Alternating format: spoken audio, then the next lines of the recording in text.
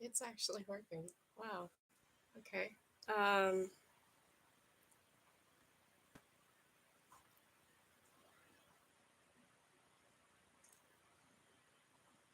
I was supposed to stream last night, but what happened was that the page was freezing up and I was having weird internet problems.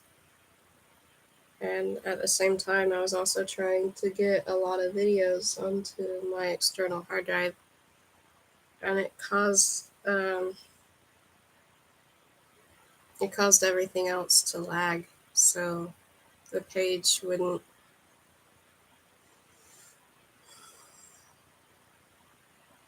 respond. So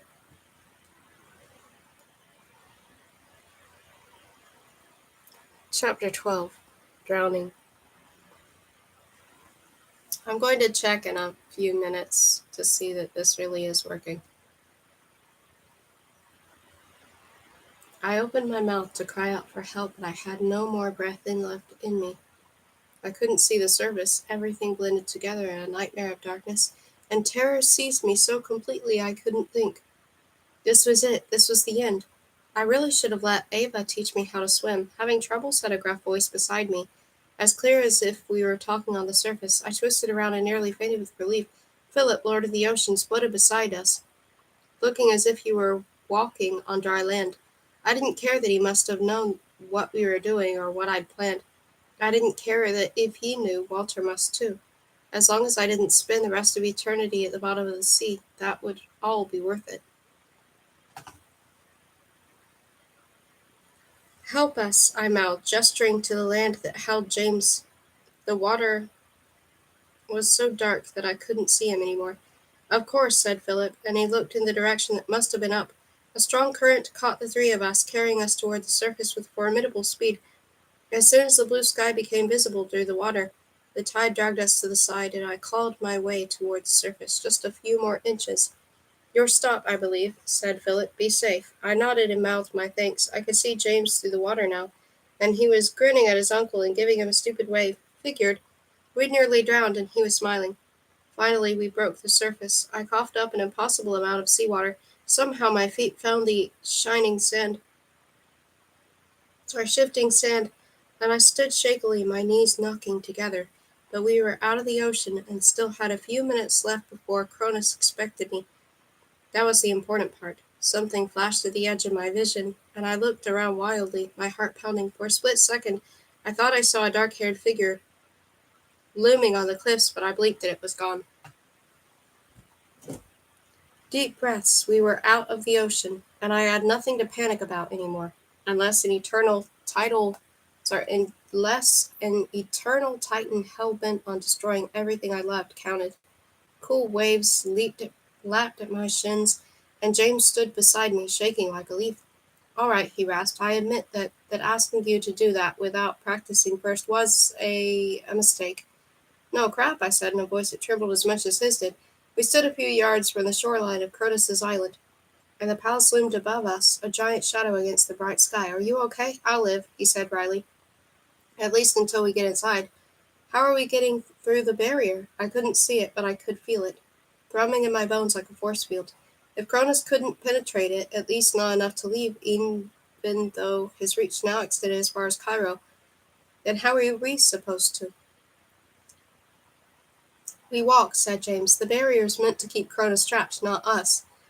Walter even insisted we didn't modify it to include Calliope, until we realized she had you, of course. You mean, I faltered, I should have tried harder to escape. Somehow I could have found a way. Philip could have picked me up in the ocean and brought me to safety, or I steeled myself against the barrage of possibilities that flooded my mind.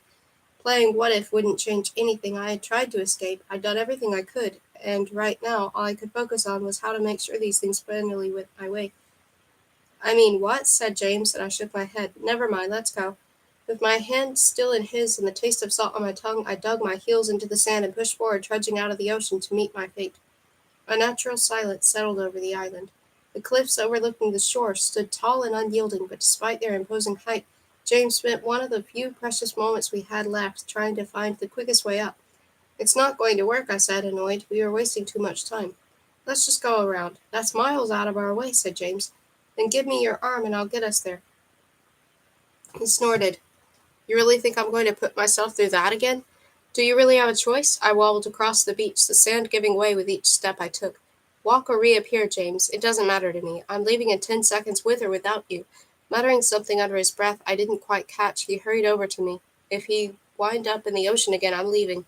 You're the one who insisted I had to bring you along in the first place, I said. Besides, stop pretending you didn't like that swim. I saw you grinning. Yeah, sheepishly. Philip's never going to let me live that one down. If they were both alive at the end of this war, taking his hand, I closed my eyes. No water this time, I promised. The air around us changed. The warm ocean breeze replaced with the stale scent of ancient rock. I sighed with relief. We were in the bedroom Calliope had kept me in for 9 months, and there wasn't a drop of water in sight. Much better, whispered James. I reached for the door. It was locked. Darn it, I muttered, but before I could complain or suggest another trip through nothingness, James touched the handle and I heard a faint click. Try again. This time the door opened without a hitch. I raised an eyebrow and he shrugged. I've got a few tricks up my sleeve. Together we sneaked out into the abandoned hallway. It wasn't nearly as decadent as the one outside the nursery, and I glanced around uneasily. I had no idea how to get there from here.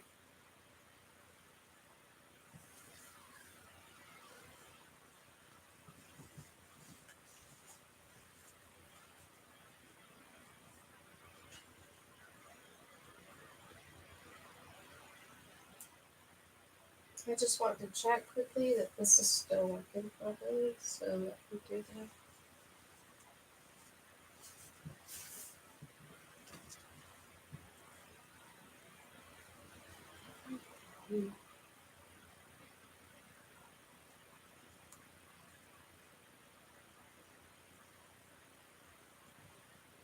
Yep, it's working.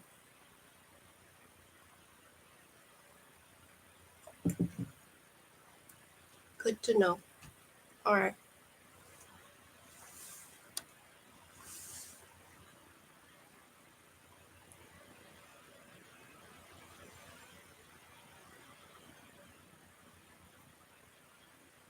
Together we sneaked out into the abandoned hallway.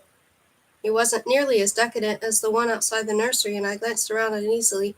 I had no idea how to get there from here. Each end of the hallway looked identical.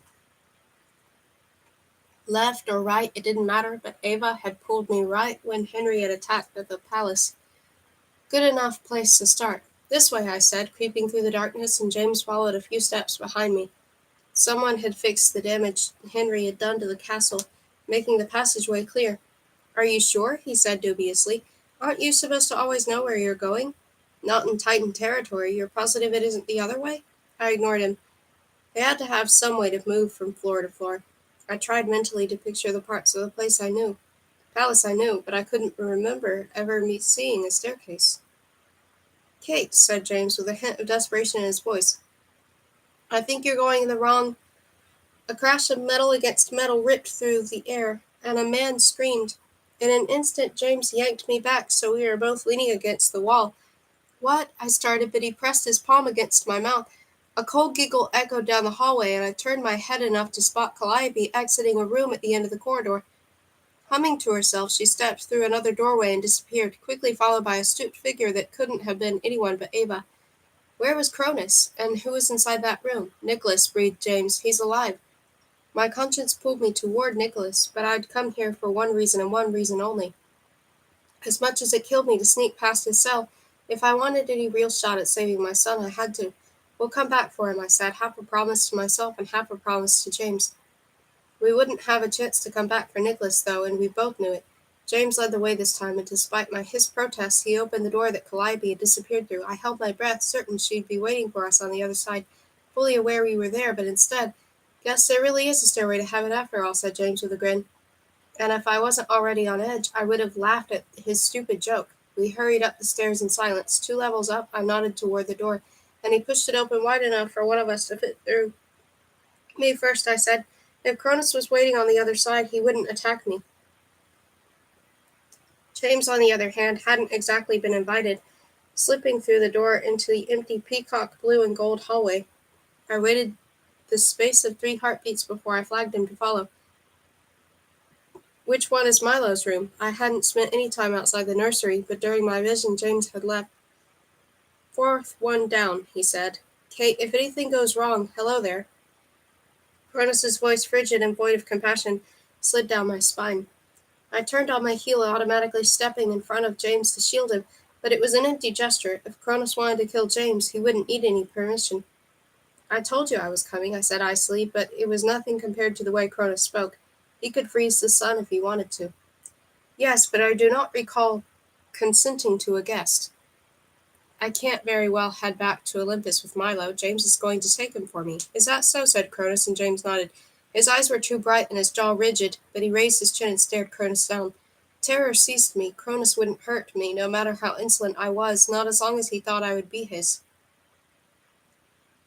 But James was expendable, barely anything more to Cronus than the millions of people he had already wiped out with a single thought. Yes, said James. Now, if you don't mind, I'm going to do what I came here to do. By all means. A strange smile twisted across Cronus's two perfect lips, and he stepped aside with a flourish. What was Cronus playing at? James moved forward, and I went with him. If this was some kind of trap, if Cronus had known and was only setting James up. Cronus didn't try to stop me, though. James and I hurried toward the nursery, and my heart pounded. Was Milo still here? Had Cronus done something to him? James and I reached for the handle at the same time, but before either of us touched the metal fixture, the door burst open. Calliope. At first her blue eyes rounded with shock, but after a beat she smirked. She looked like she was my mother and Sophia's age now. Much more appropriate for one of the original 6, but that did nothing to distract me for the fact that she cradled Milo in her arms. Kate, she purred, how good of you to join us. Here I was thinking you were smart enough to stay away. Silly me. Kate, said a small voice behind her, and Ava appeared in the doorway. OMG, Kate, Cronus said you were alive, but I didn't think. Silent, said Calliope. Ava immediately quieted, and her cheeks flushed, and her eyes danced with light. For the first time in nearly a year she looked alive. Calliope cleared her throat and turned to James with a simpering smile. Darling, it's been far too long. I'm not your darling. Give me the baby, said James, holding out his arms. Why would I do something like that, she said with a sniff. Callum is my son. I wanted to sink my nails into that pretty little face of hers and claw her eyes out. He's my son, not yours, I snarled. Cronus and I made a deal. I'm here and Milo leaves with James. Oh, Calliope peered over my shoulder. Why wasn't I part of this deal, father? It was not your deal to make, said Cronus. You will do as I say and uphold my word. What word is that? Said Calliope venomously, her grip tightening around my son. The baby will be returned to Kate's family, and she will remain here with me. 2 red spots appeared on Calliope's cheeks, and she jolted strangely as if she were fighting against some kind of compulsion. And if I don't, then I will no longer have any use for you, she hissed. After everything I've done for you, after everything I've sacrificed. Fury rolled off her in waves, and I had to force myself not to step away. I was so close to Milo that all I had to do was reach out and touch him. I couldn't leave him again. Is this your final decision, said Cronus, to part from our allegiance for the sake of keeping a child that is not yours? He should be mine. Calliope moved back toward the nursery, but Ava blocked her way, a magenta glow emanating from her body. Don't make me do this, father. A glint of metal beside Milo caught my eye. Calliope pulled the blanket back, and before any of us could react,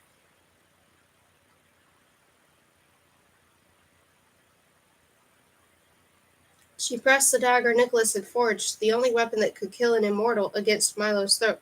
I will not let him go, said Calliope, calmer now, as fear filled the air like poison. You've given away something that wasn't yours to give, father. Behind me, Cronus sighed as if he were dealing with a petulant child. Not a murderer who had no problem killing again. I will not ask you a second time. Turn over the child, or face the wrath of the king of Titans. Does the wrath of the queen of gods mean nothing, then? Said Calliope. Paralyzed with fear, I couldn't take my eyes from my son. I didn't care about a peeing match between them. All I wanted was for Calliope to move that blade away from Milo's neck. Calliope, you don't want to do that, said Ava, inching closer. Calliope wheeled around, her teeth bared as she clutched Milo to her chest. Don't you dare use your powers on me, she growled. Lifting the handle of the dagger, she pressed the point against Milo's chest. What will it be, father, your deal or my allegiance? Milo let out a soft cry, and I lunged forward, but before I reached him, Cronus grabbed my shoulders and pulled me against his chest, and no matter how hard I struggled, he didn't budge. I will not break my word to Kate, said Cronus without emotion, and I elbowed him hard in the stomach. Nothing. Do what you must, but make no mistake, our allegiance hinges on that baby's life. I thought I saw a flash of hurt on Calliope's face, but it lasted only a fraction of a second. So you've chosen Kate over me, she said, practically spitting my name. Then it hardly matters what I do, does it? Your allegiance will never be mine, and no longer will mine be yours. She raised the dagger, and a scream ripped through me and echoed through the palace. I couldn't watch, but I couldn't look away the last seconds of Milo's short life either. I couldn't abandon him like that. The world darkened around the edges, and for one beautiful moment, I thought I was dying. My body went numb, my mind quieted into silence, and that second hung between us frozen. I would live with this fear forever if it meant this moment never ended. If Calliope never moved the blade closer, if Milo never died, if we all stayed this way for eternity. A flash of white light blinded me, and a darkness that crackled with power engulfed us. Calliope boomed an all too familiar voice. Put the weapon down and give me my son, Henry. It should have been possible for me to be any more afraid than I already was.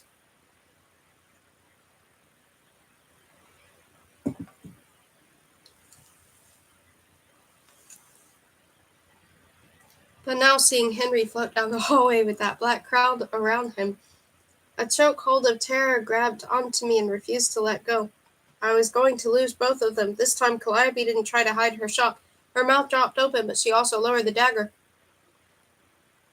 Henry, she said, what an unexpected surprise, and here father was telling me you were dead. She glared at Cronus, and his arms tightened around me until he was a millimeter away from crushing my bones into dust. You lied to me, he whispered in my ear, and his malevolence thrummed in the air around us. After everything I did for you, this is how you repay me? With deceit and mockery. I gulped. No more secrets now. The cards were on the table, and now all we could do was play. Give me my son, repeated Henry. He was less than a foot away from me now, but he didn't spare me a glance. And what do I get in this deal? Said Calliope, eyeing him hungrily. Me, said Henry quietly.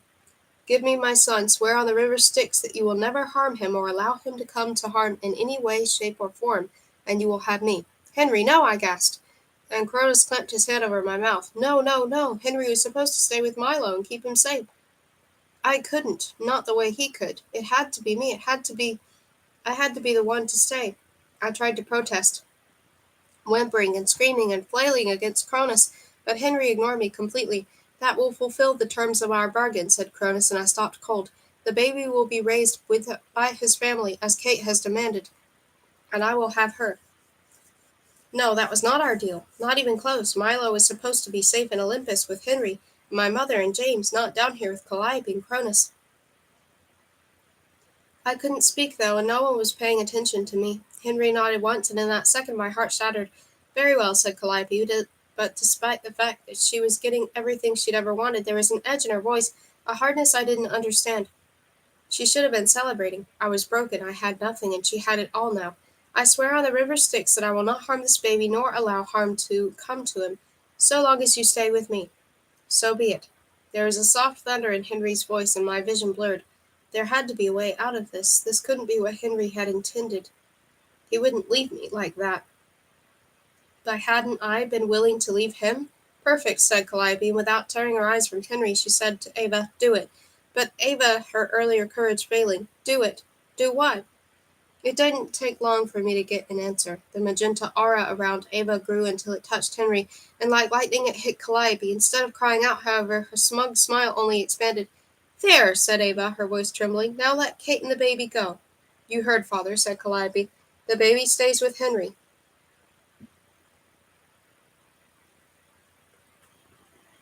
But if you insist, I will give him a choice. Henry, darling.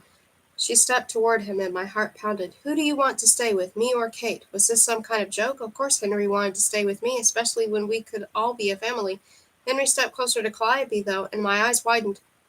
He set his hand on her cheek in the familiar way he always touched me, and then his eyes fluttered shut, and he leaned down to kiss her. What had Ava done? Stupid question. I knew exactly what she'd done, and no matter what her reasons were, no matter what Calliope was holding over her head, no matter how many times she cradled my crying son, I would never ever forgive her for making Henry fall in love with Calliope. Cronus moved backward, taking me with him. Panic seized me, leaving no room for rationality, and I clawed at his hands, desperate for him to let go. I couldn't leave, not now, not when my husband thought he was in love with someone else. Pulling away from Henry, Calliope eyed me with distaste. No, do not leave yet, she said in a regal voice that would have had Cronus smiting her 2 minutes earlier. And why is that? Said Cronus. Calliope smiled sweetly. Because I'm not finished with her yet. With no hand to guide it, the dagger rose in the air between us until it lined up with my throat, and in a blur of silver and steel it flew straight toward me. Chapter 13. Wicked Games. I didn't have time to think or breathe or worry about whether or not Milo would remember this moment.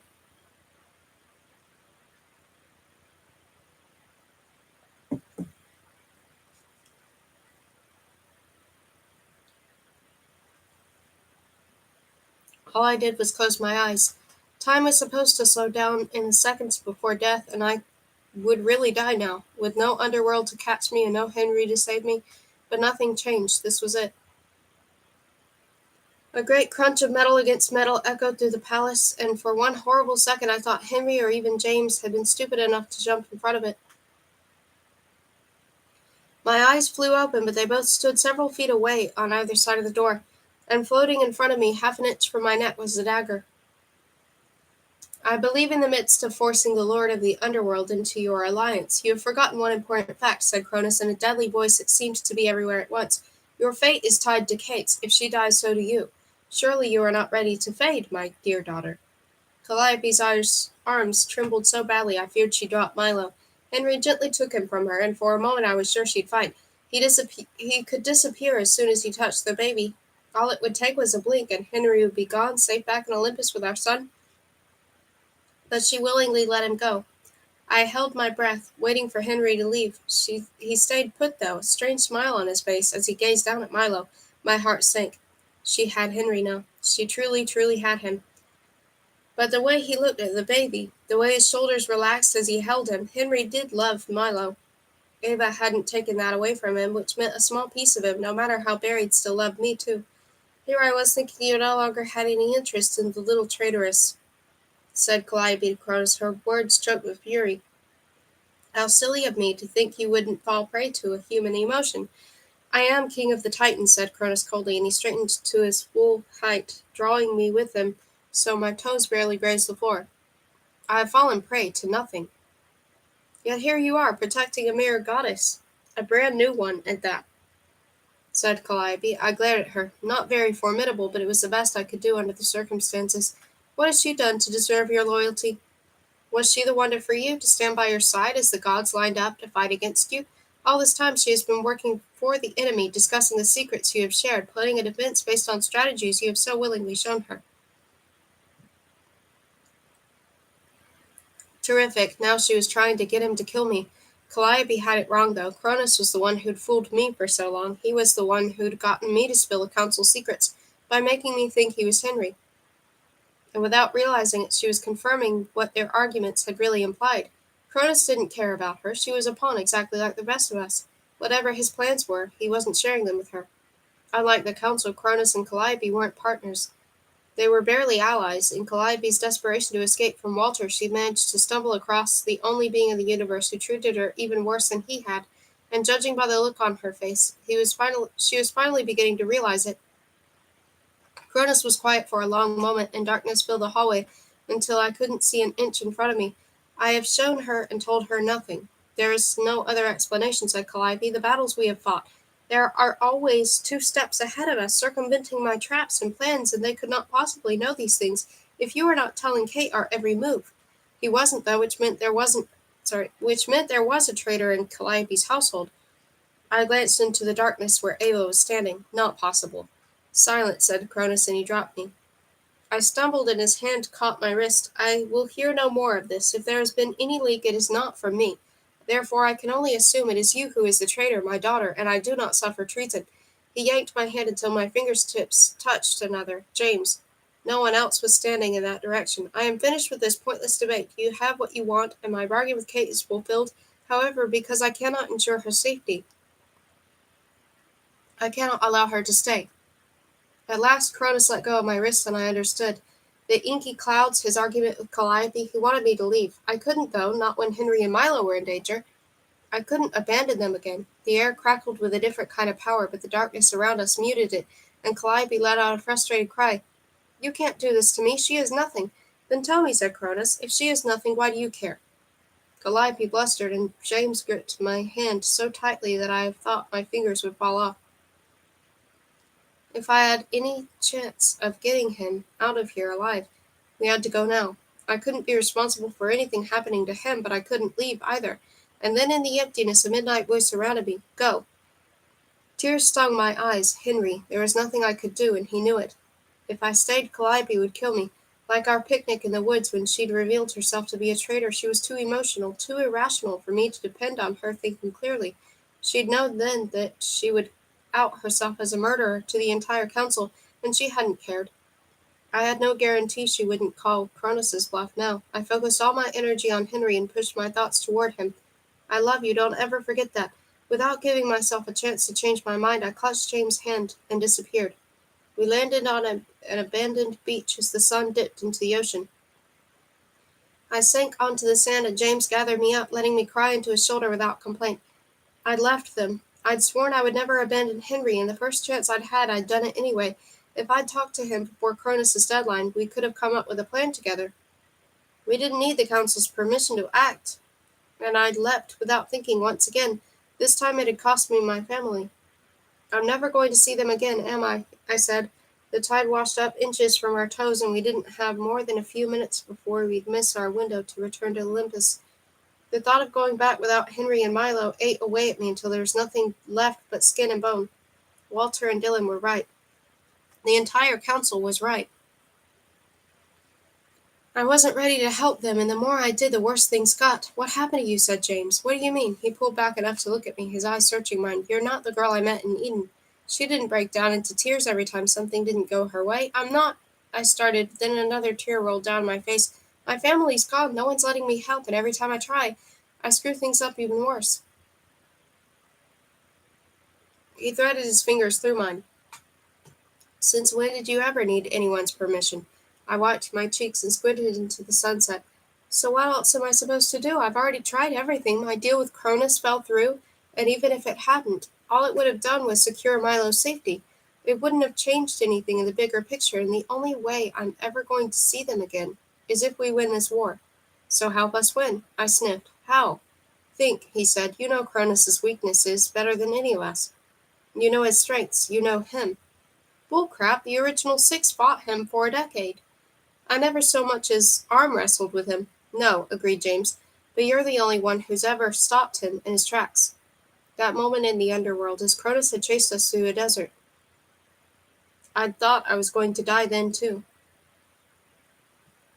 Would that have made any of this easier? No, it wouldn't have, because the original six would have never escaped that cavern in Tartarus.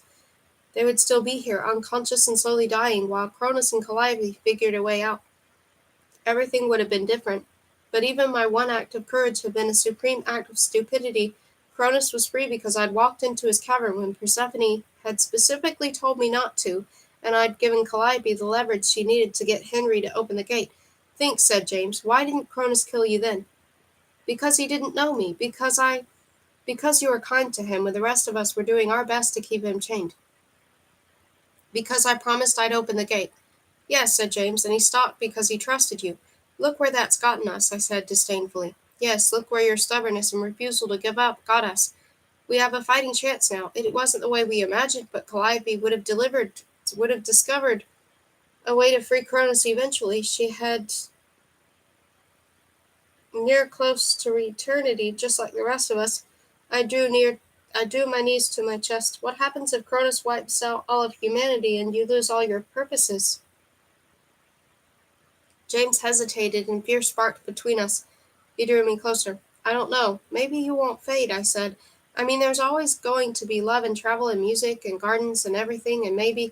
Kate, James' voice rose above the crash of the ocean, and I fell silent. Don't worry about the worst-case scenario. Come up with a way to make sure that never happens. Focus on doing what you do best and fight for the people you love.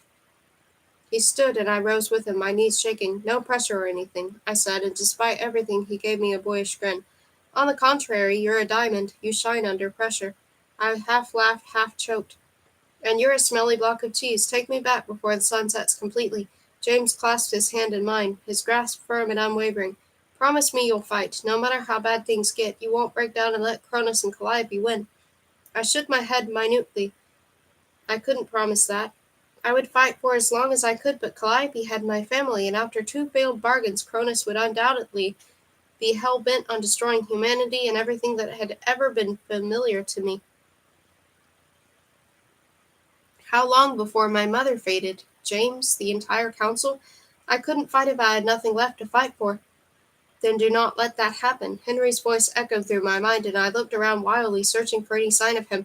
Of course he wasn't there, though. He was Calliope's prisoner now, a willing prisoner who didn't know that when he kissed her, when he caressed her, he didn't really feel any of it. He didn't know it was a trick, but I did, and I couldn't leave him to suffer through an eternity of our sickening games. I won't, I thought in return, hoping like crazy it reached him. Promise me, Kate, said James, and I blinked. Promise me that you won't give up on your family. Steel slowly wrapped around my spine. He was right. Henry needed me. Milo needed me. Whatever it took, there was no way I was going to let Calliope win. Fine, I promise. Now let's go convince Walter to stop being an egotistical... James snorted. Your words, not mine. We arrived in the center of the throne room. I wasn't sure what I'd been expecting, but the full council, minus Calliope, Henry, and Nicholas, wasn't it. Everyone was there, even Ella and her silver arm. Her face was pinched as if she smelled something disgusting, and she stared into the center of the throne room where James and I stood. What's going on? I said, turning to Walter. He, too, stared into the center of the circle with a stony expression, but James pulled me aside, and Walter's gaze didn't waver. He wasn't staring at us. Instead, exactly where we'd been standing was Ava. Or at least a version of Ava. Her form looked substantial, but only seconds before we'd occupied the same space. She wasn't really there. James let go of me and sat down, and I followed his lead, trying to ignore the pain in my chest when I saw Henry's empty throne. When I settled in mine, my mother took my hand. I'm sorry, said Ava in a choked voice, as clear as if she were really standing there. Golden light flowed from 4 of the thrones. The remaining original siblings, including my mother, each ran into the center of the circle, meeting where Ava stood. The council was doing something that made her being there possible. I want to come home. You cannot come home, said Walter in a painfully neutral voice. I had good reason to never want to talk to her again, and after what she'd done to Henry, that stabbing hatred at the very sight of her returned to me. And this time I was positive Calliope had nothing to do with it. Walter was her father, though, and she was his favorite. Why didn't he care? I can't do this anymore, Ava's voice broke, and she turned to look each council member in the eye. When ours met, she winced, and I held her stare. Can't do what anymore? It wasn't my place to speak, but I couldn't stop myself. Can't assist a mass murderer in getting his way? Can't do laundry for someone who steals innocent babies? Her lower lip trembled, and I scraped my nails against my throne. I'd had to risk my life, my family, everything to earn a spot on the council to prove I was worthy of ruling the underworld with Henry. Yet they were allowed to hurt as many people as they wanted so long as it meant they got their way. I was sick of it. Please, she begged, her hands shaking as she stepped toward me, but the golden light wouldn't hold her, and she was forced to return to the center. Kate, I love you. Calliope made me. Please understand I never wanted any of this. There comes a point in your life when you have to make a choice, I said. You can keep going down the easy path, no matter where it takes you. Everyone else be darned. Or you can fight for what you believe in. I am fighting, she exploded. I am doing this for Nicholas and Milo and Henry and all of you. Don't you get that? Do you think I wanted to walk away from my family like this? I have a son too, Kate. I know what it's like to love someone as much as you love Milo. Do you think if I had any other choice? Enough, Walter's voice, low and anything but neutral now, echoed through the throne room. You have said your piece, daughter, and now you must allow the council to screw the council. Ava didn't so much as look at her father, and if she'd been more than an illusion, I had no doubt the room would have crackled with power. As it was, no one dared to speak. Even Walter looked as if she'd slapped him across the face. I want you to listen to me, Catherine Winters, she said. Everything I have done, every word, every look, every betrayal, has been to help our family. Doing the right thing doesn't always mean acting like a saint. Sometimes it means getting your hands dirty and doing the things you hate most so other people might have an easier time of it, so other people might not die.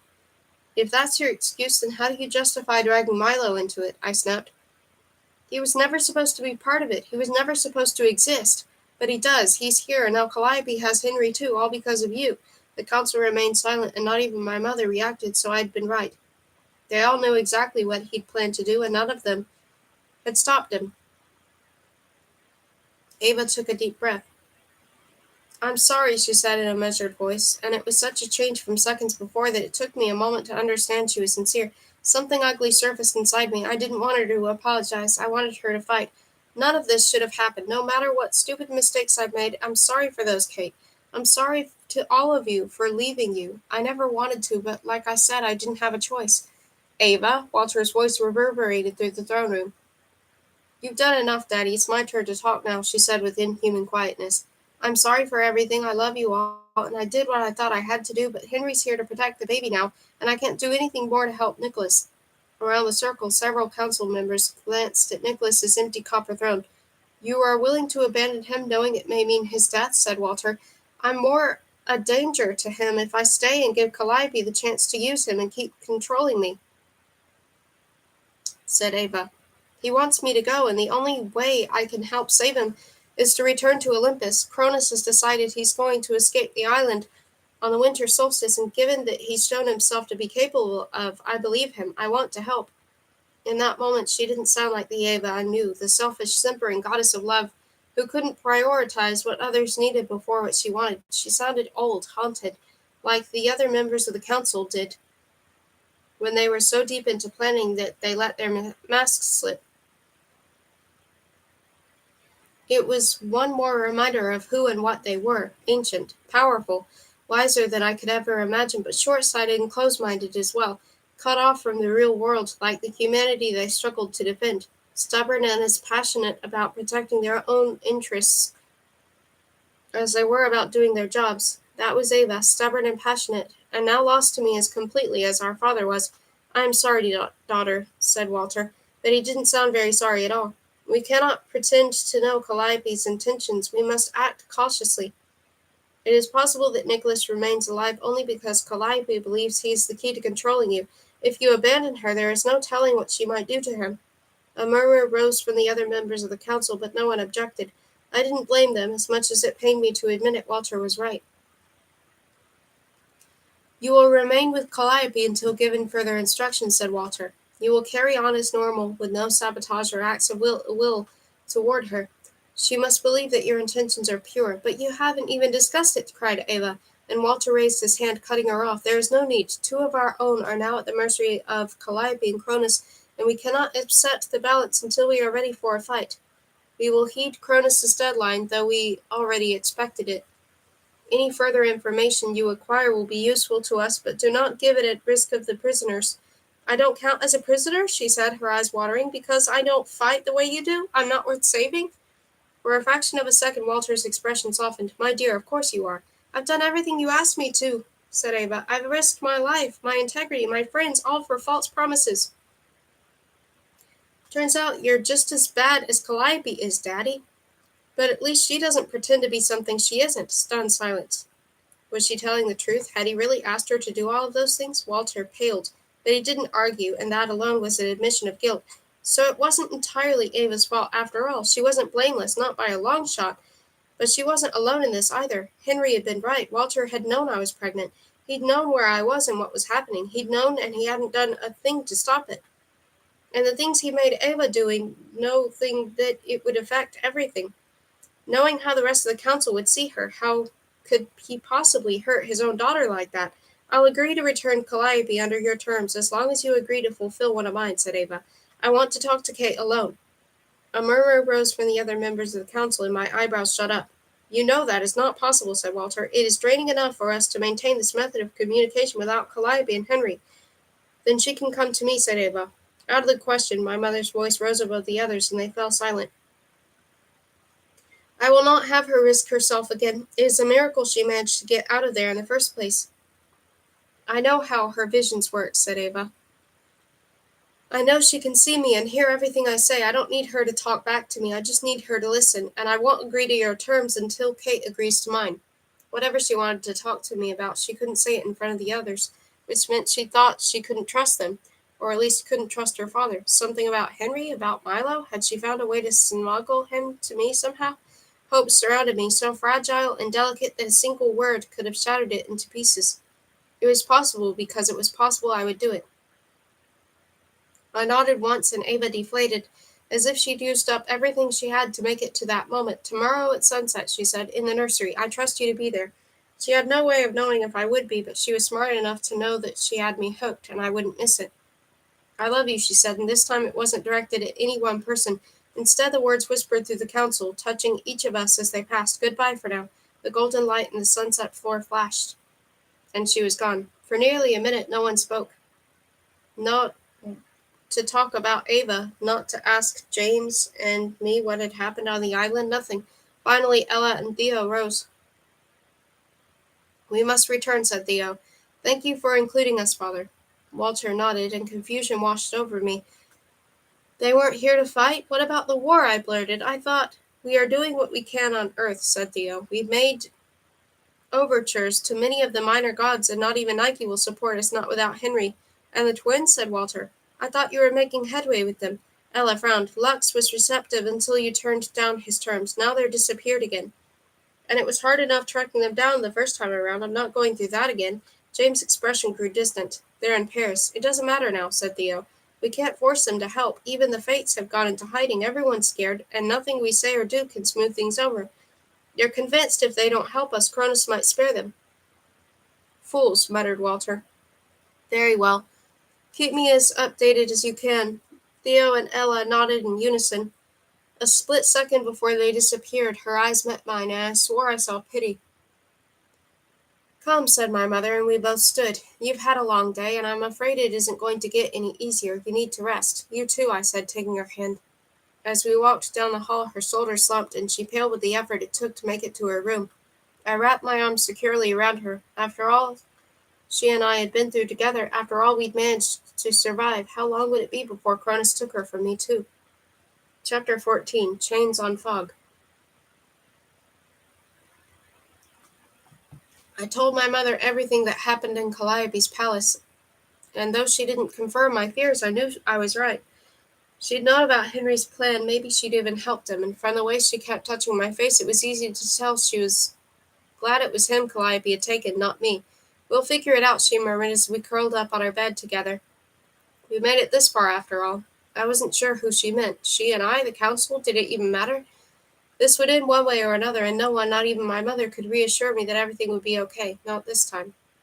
It took me ages to fall asleep, and when I did, I dreamed of Henry whispering words I didn't understand. Dozens of questions swirled through my restless mind. But that voice offered no answers. Why had he gone through with this, knowing what it might mean? Had he done it purely to protect Milo? I'd had it handled, more or less. I hadn't anticipated Calliope interrupting, but Henry couldn't have possibly known she would either. He should have stayed behind. He would have been much more useful as a weapon Cronus and Calliope didn't know about. He might have been the weight that tipped the balance away from them and toward the council instead, and he'd given that up to turn himself over to Calliope. I wanted to be mad. I wanted to be furious, to rip the room apart until there was nothing left. It wouldn't accomplish anything, though, and the best I could do was exactly what James had asked of me, to focus my efforts on thinking of something that the council hadn't. Right, wasn't pride the very thing that had nearly lost me, Henry and my mother, and my immortality in the first place? But the members of the council weren't exactly angels either. They could do whatever they pleased, and if they could cheat, so could I. Pride it was then, along with a sight of wrath for good measure. If there was a way out of this, I would find it. After a restless night and even more fitful day, the sun set on Greece, and at last it was time. As the council disappeared from the throne room to battle against an enemy no longer had a prayer of defeating, I closed my eyes and slid into my vision. Ava was waiting for me in the nursery, exactly where she said she would be. Milo wasn't in his crib, though. Ava's arms were empty, and Cronus wasn't standing in the shadows rocking him either. Henry must have had him then. Peering anxiously out the door, Ava pressed her lips together, oblivious that I was waiting. I glanced over her shoulder and followed her gaze to a window in the hallway. Though I saw half a dozen small shapes attacking an opaque fog, the evening's battle had begun. "Kate," said Ava, turning so suddenly that I didn't have time to move out of her way. She walked right through me. "Are you here?" I didn't bother to reply. She wouldn't be able to hear me, so it was useless. She stared into the empty nursery, and her shoulders sagged. "I'm sorry. I know you don't want to hear it, but it's true. I swear to you, I didn't know what Calliope was planning." This was it? Another round of apologies? I huffed and closed my eyes, ready to return to Olympus. I'd come, I'd listened. I wasn't going to waste my time with this any longer. I know the last thing you want to do is trust me, echoed Ava as I slipped back to Olympus. But I need to show you something. I snapped back into the nursery, hungry with hope, glancing around as if she wasn't sure I was there. Ava exited the room and I followed her on her heels. She led me down the hallway and the narrow staircase I'd used the day before. We stopped on the same level that held my prison. My stomach exploded with butterflies. Where was Ava taking me? Calliope couldn't possibly be holding Henry down here, could she? Ava paused at a door, Nicholas's room. The clank of metal against metal ripped through the silence, mingling with his screams. I flinched, but Ava pushed the door open and stormed inside. I hurried after her. You swore you'd stop, she said, and it took me a moment to realize she wasn't talking to me. I did what you told me to. Now you hold up your end of the bargain. Calliope stood in the middle of a dank room with shelves and work tables along the edge. Discarded scraps of metal and dozens of weapons, some glowing weakly and others nothing more than lumps of steel, littered every surface. Nicholas's forge. This was where he'd made that dagger. Right beside the dying fire in the center of the room, someone had welded a metal chair to the floor with opaque fog. Nicholas slumped against it, bloody and broken in ways gods shouldn't ever have been. He was half conscious, his face slashed and purple and his body a mess of cuts and bruises. Your side of our deal hasn't been finished yet, said Calliope. Kate is still alive. Ava scowled. That has nothing to do with— I don't care, Calliope's voice sliced through the air like a scythe. You will do what I say, or I will kill Nicholas. That is all there is to it.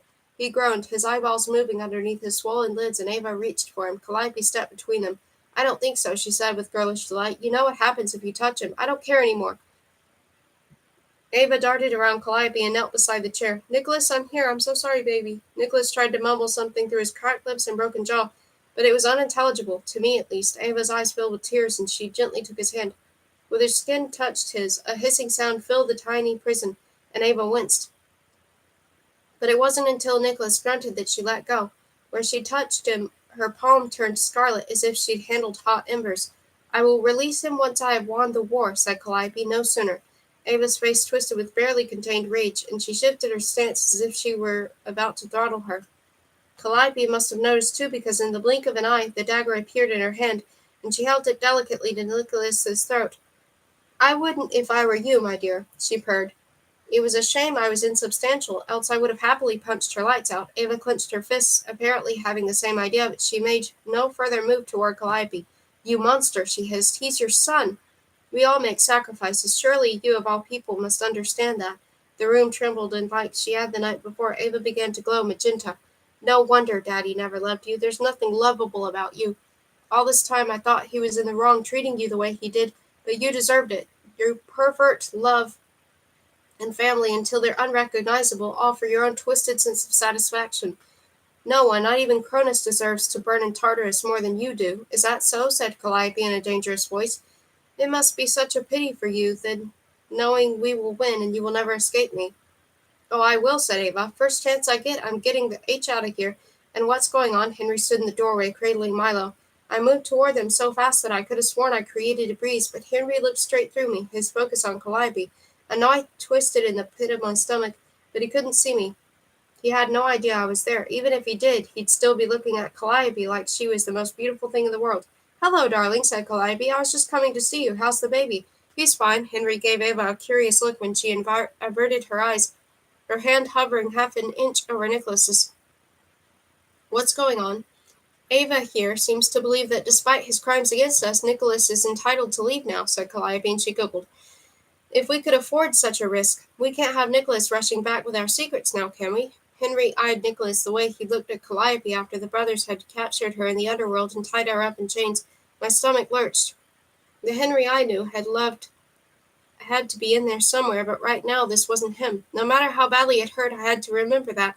Whether it was Ava's influence or Calliope's power to cut the ties of loyalty between Henry and the rest of the council, it didn't matter. He was the enemy now. No, not the enemy, as much of a prisoner as Nicholas and Milo. Of course, my dearest love, said Henry, and I gagged. We will do what we must to ensure victory. Crossing the room, he gave Calliope a sensuous kiss. I shielded my eyes and scowled, but despite my best efforts to ignore them, I couldn't resist a glance, and that's when I saw it. Henry's eyes were open, and he was staring right at Ava. In his arms, Milo stirred and reached for me. He knew I was there. Did Henry know as well? He wasn't Cronus. Calliope would never kiss him like that if he was. But could he sense me? To my astonishment, Ava nodded once, so slightly that at first I wasn't sure if I'd seen her right. Henry closed his eyes again, however, and I wasn't certain Henry and Ava were working together against Calliope, for Calliope, to save Milo, or had she told Henry that I would be here and listening in on everything that happened. I couldn't be sure unless Ava told me, and whether or not Henry knew I was there, he was still kissing Calliope. Maybe he had to. Maybe he wanted to. I didn't have the answers, but that didn't matter.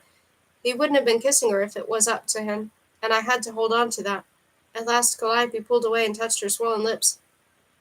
Perhaps we should retire to the bedroom. Oh, God, were they sleeping together? Nausea overwhelmed me. Knowing he'd been with Persephone eons ago was one thing, but this was too much. He was my husband. My Henry, not hers. Yes, said Henry quietly. Allow me to take care of the baby, and then I will join you. With a giggle, Calliope kissed him once more and glided out of the room. For a split second, Henry deflated, his arms tightening around Milo protectively, and then he met Ava's gaze again. Neither spoke. At last, Henry turned and left the room, leaving Nicholas bound to the chair. I closed my eyes. This wasn't him, and if we had any chance of getting through this without our relationship being irreparably damaged, I had to remember that. Just like I'd offered myself to Cronus in exchange for Milo's safety, Henry had done the same with Calliope. I had no right to be upset with him. With Calliope and Ava, every single member of the council who'd let him do this. Yes, but not Henry. Kate, said Ava once he was gone. I opened my eyes. Nicholas was unconscious again, his chest rising and falling shallowly, and Ava stood beside him. Now do you understand? I understood. It didn't excuse any of this, and it didn't fix our friendship, but I understood. Henry still loves you, you know? I didn't take that away from him. I never could. She made him fall for Calliope, though. Artificial or not, it was still love, and it wouldn't erase what happened to that bedroom. I shuddered. I had to stop thinking about that. I'd seen enough. Ava had apologized so many times that the words were meaningless now, and I had to leave before the hurt dug so deeply inside me that I could never get it out. I was halfway gone when Ava spoke. Cronus is going to escape on the winter solstice. She'd already told the council that, though, and she knew I'd been right there with them, and I sank deeper into oblivion, already on the edge of ending this vision. And, said Ava, her voice so distant that it was little more than a whisper, the first place he's going to attack is New York. Chapter 15, Breaking Point. I snapped back to the island so quickly that the room spun around me. Dizzy, I waited for Ava to finish, but an explanation never came. She knelt beside Nicholas again, murmuring words meant only for him, and I turned away. There was only one reason Cronus would specifically attack New York, when so many others, London, St. Petersburg, even Beijing, had to be closer, and that reason was me. This time, when I faded from Nicholas's torture chamber, I didn't reappear in Olympus. Instead, when I opened my eyes, I was in Milo's nursery again. Cronus stood in a dark corner as if he were waiting for me. If I hadn't been sure of some sort of connection between us before, I was now. He was keeping tabs on me, watching me the way only a Titan could. I shoved him as hard as I could, but of course it didn't do any good. He peered down at me, his chin raised and eyes narrowed. What have I done to deserve such harsh words? Have I not offered you everything, yet endured your lies again and again? I gritted my teeth. You're going after my home. Your home is in the underworld, and I assure you I have no intention of removing you from my path the way I will the rest of the council. You'll have eternity to remain there with the billions of souls who will die at my hand. Perhaps if you behave, I will allow you to join me on the surface for a time. Much like the arrangement you currently have with your very much alive husband. Cold horror settled over me. Why are you doing this? I came to you. I was going to hold up my end of the bargain. I didn't know. You didn't know what, said Cronus with that dangerous neutrality that was infinitely more frightening than anger. That your dear Henry was alive? I didn't know he followed me, I said. I didn't know he had a plan. I'm sorry. Cronus tilted his head. No, you are not. You are sorry you have lost that which you thought you could keep hidden. You are sorry you are not the one who was allowed to sacrifice yourself for your loved ones. You are sorry you will be forced to remain alive after I've torn apart everyone you have ever cared about. You are sorry that you have lost your son, but you are not sorry you lied. An invisible weight rested on my chest. You're right, I said shakily. I'm not sorry about lying, but I'm sorry for all of those people who are going to die, and if you hadn't pushed it to this point, I would have been sorry for hurting you, too. Cronus touched my cheek with a ghost of affection. I thought you were different, Kate Winters. I thought you understood. I do, more than you've ever understood me. A lump formed in my throat, but no tears came. Begging and pleading wouldn't do me any good. But there had to be a way to fix this somehow, to make him understand.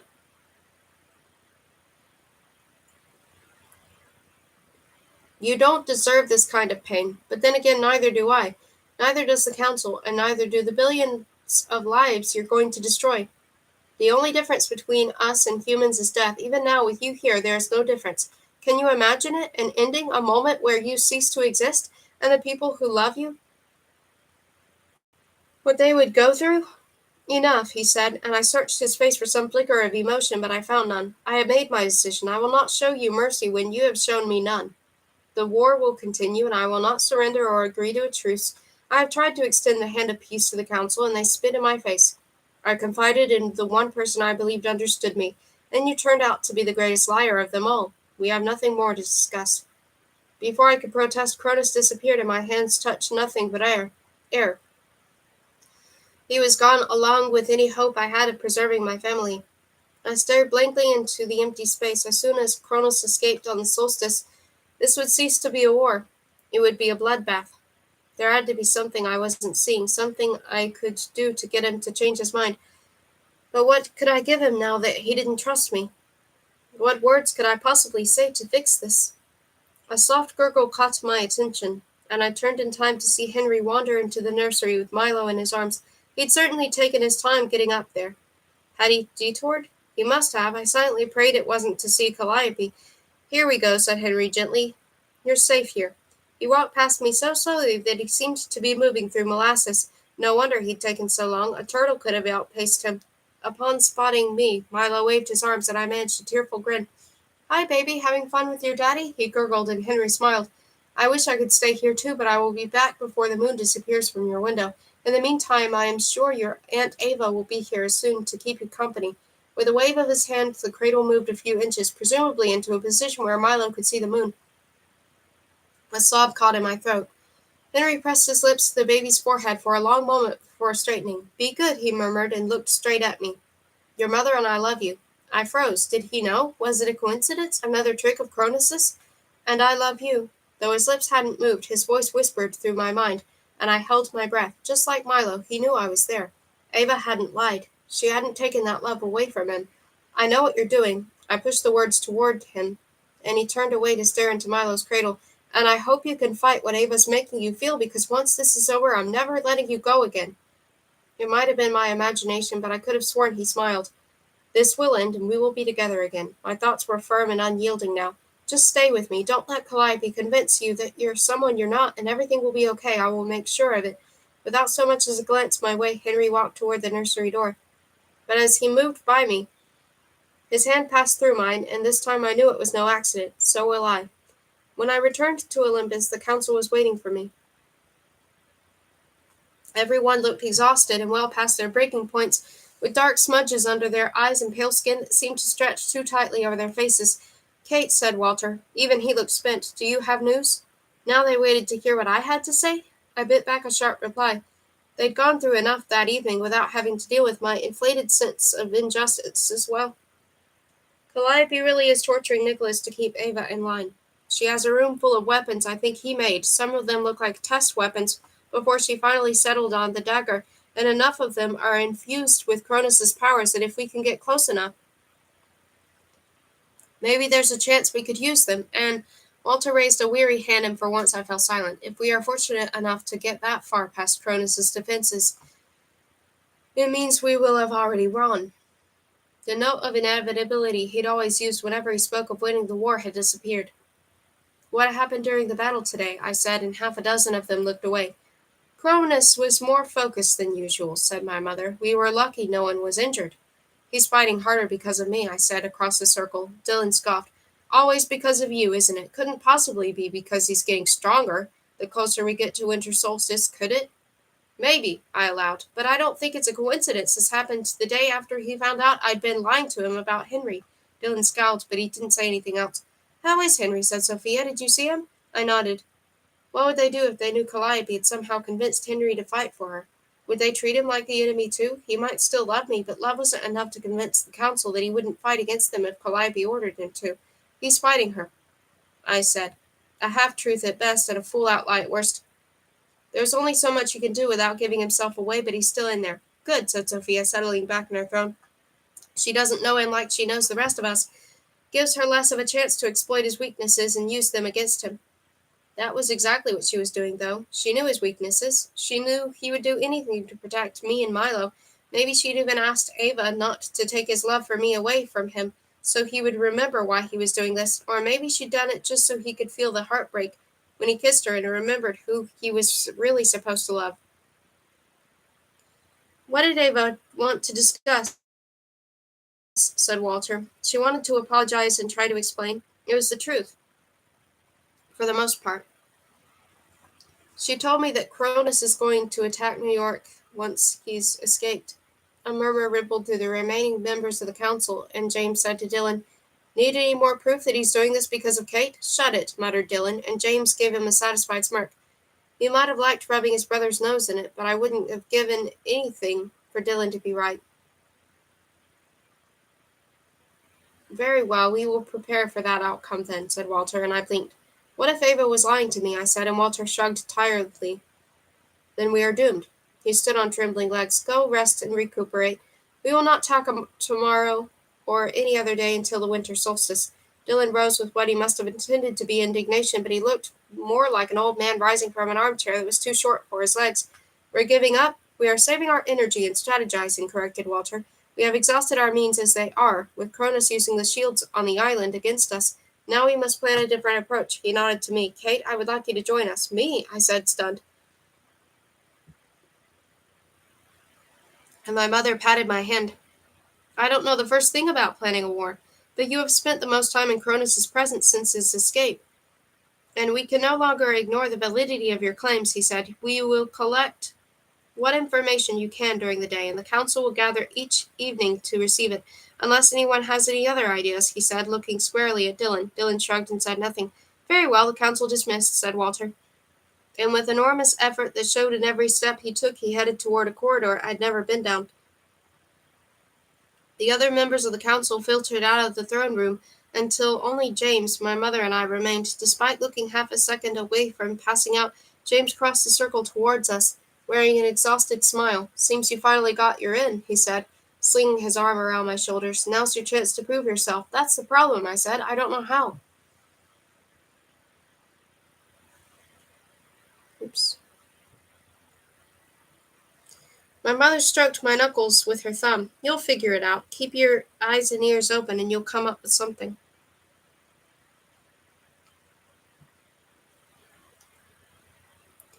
As comforting as her reassurance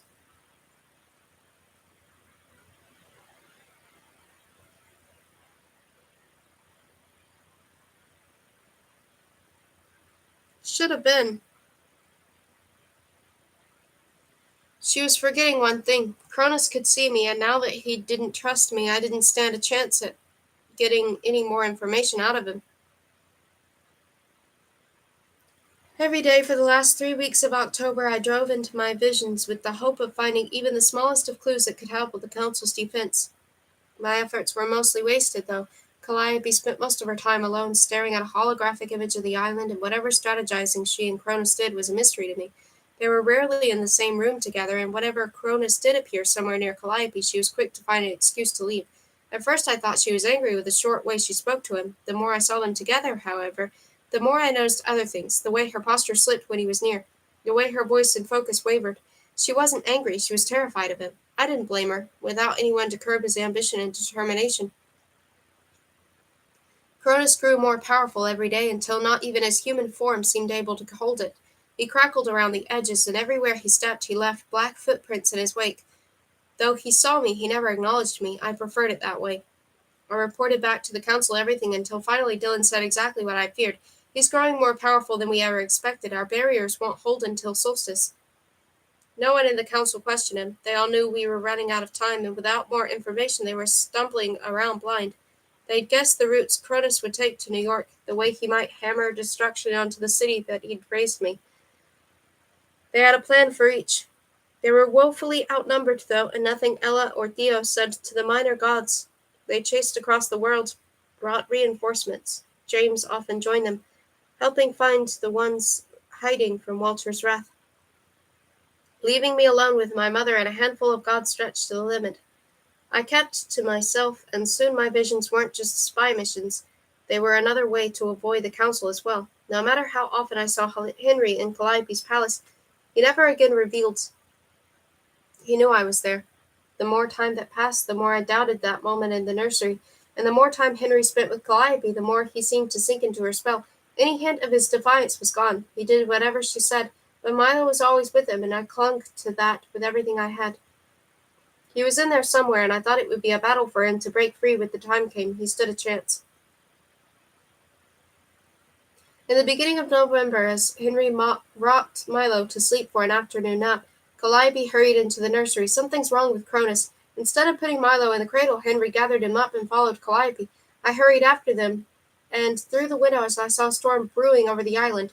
Black clouds swirled amid this warm ocean air, blotting out the blue sky, and thunder rolled across the sea, a warning of the danger to come. Calliope ran up the steps and through a weathered door that opened onto the roof. Henry held Milo close against the strong winds, but despite Milo's cries, he didn't go back inside. The moment I spotted Cronus in the middle of the roof, I understood. This storm wasn't natural. His form could no longer hold him, and Cronus was now nothing more than a glowing orb of power, crackling with more lightning than anything natural could ever produce. Cronus's opaque fog swirled in the eye of the storm with a black funnel expanding upward into the sky, a warning, a message, a command. Come and fight. I instinctively reached for Henry. Instead of mirroring the fear Calliope wore so openly, his mouth was set in a grim line, and determination furrowed his brow. Whatever was coming, he was ready for it. Go, he said, and he turned to look me straight in the eye. I love you. Warn the others it has begun. I opened and shut my mouth twice. What about you and Milo? I'll make sure he's safe. Just go. Through the howling wind I reached for him, my fingertips half an inch from his cheek. I love you too. Don't forget who you are. Despite the swirling black mass of death not 20 feet away, Henry managed to smile. I should say the same to you. Be brave and do what you must. My eyes burned in the wind, but as I faded from the rooftop, I couldn't tear my gaze away from him. Please don't do anything stupid. Before he could answer, the brewing storm melted away, replaced by my bedroom in Olympus. I ran down the hallway, momentarily forgetting my ability to be wherever I had to be, whenever I needed to be there. I needed to run. I needed to scream, but I had no voice left for anything other than the words I had been dreading. Bursting into the throne room, I dashed into the center of the circle, ignoring the silence of broken conversation. Whatever the council had been discussing, it didn't matter now. It's Cronus, I said breathlessly. He's escaping. There's a storm around the island, and we already know, said Dylan, and I shook my head. He didn't understand. The final battle, it's begun. Chapter 16, The Last Hour.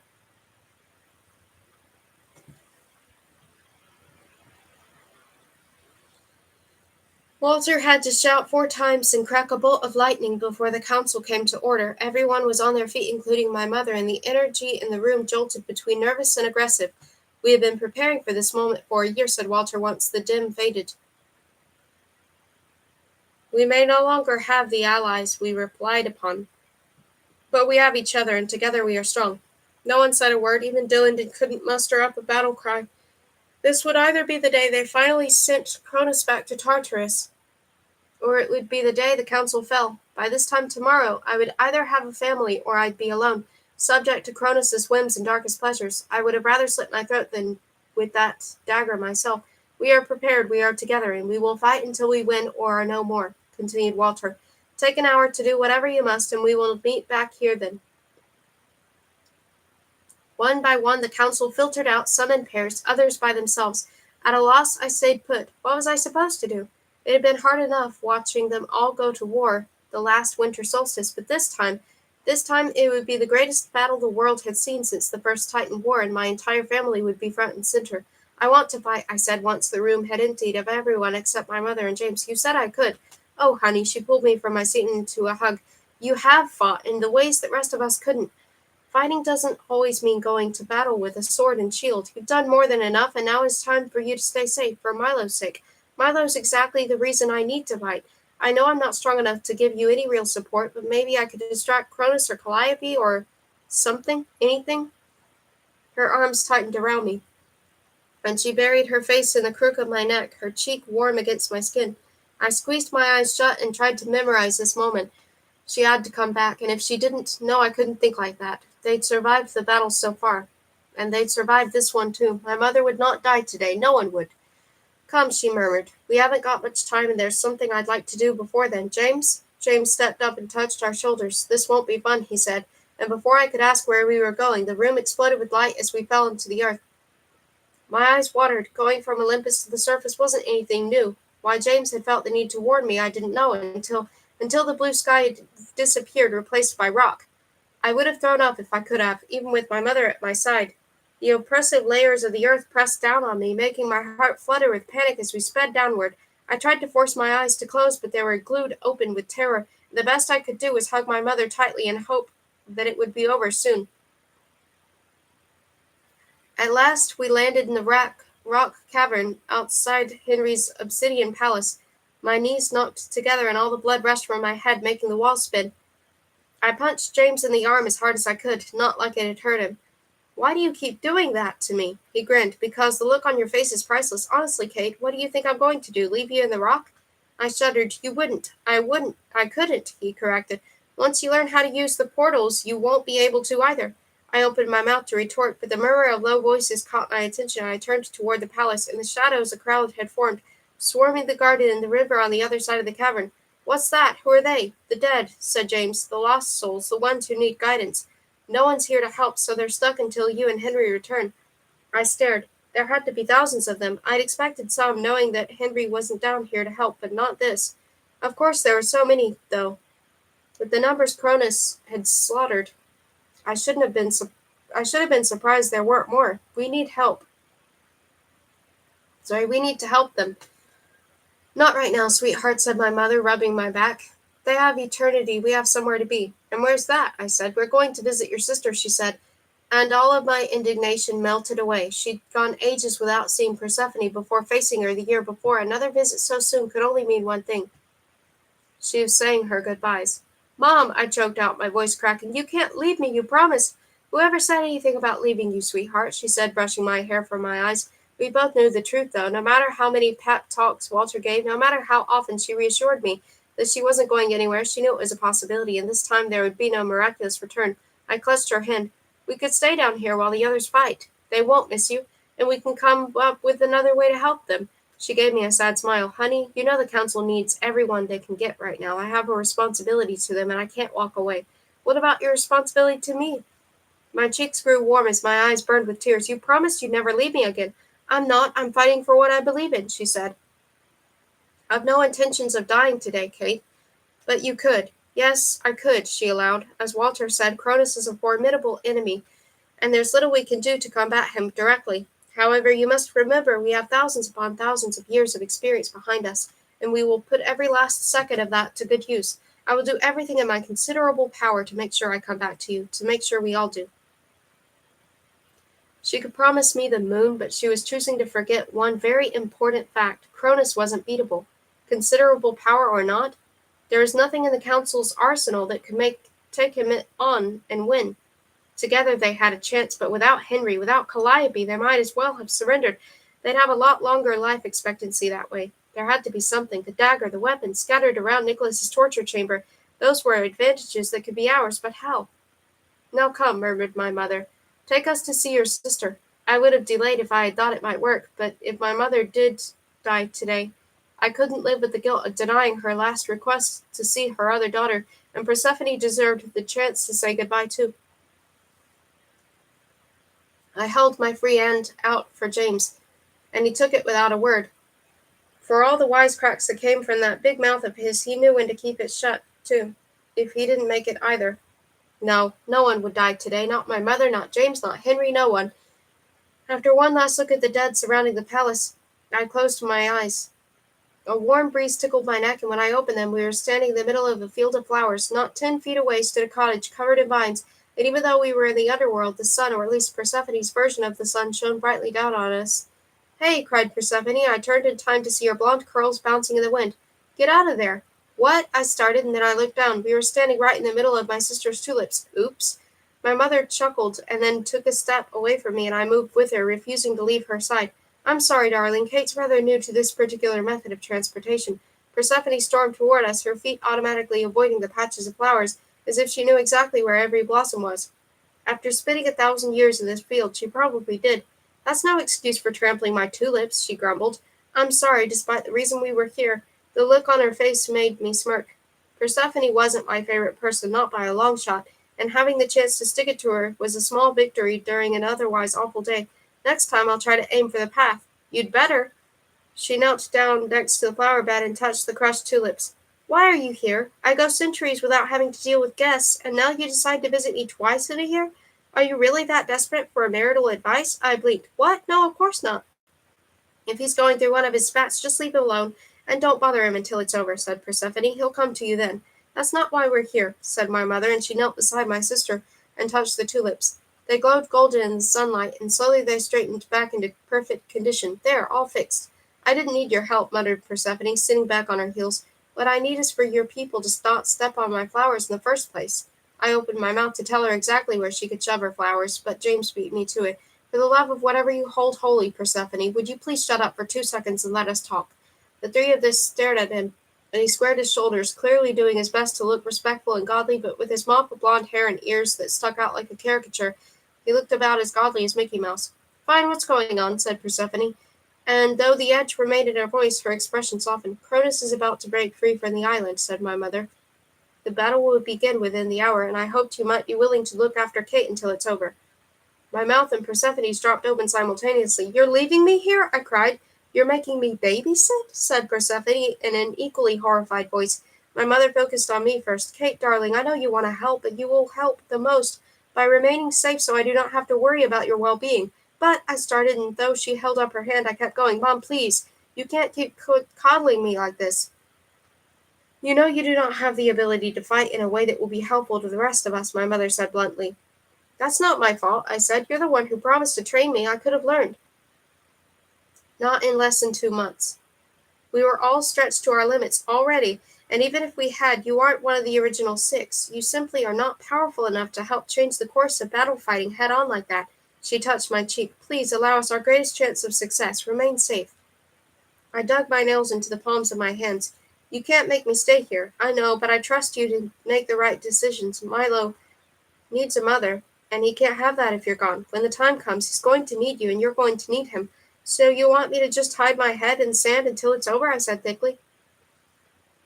How can you say that? You're the one who showed me how to be a fighter in the first place. She gathered me up, and I melted into her embrace. Sometimes fighting means surviving in the face of insurmountable odds. That's what I need you to do. Be the survivor. I know you are.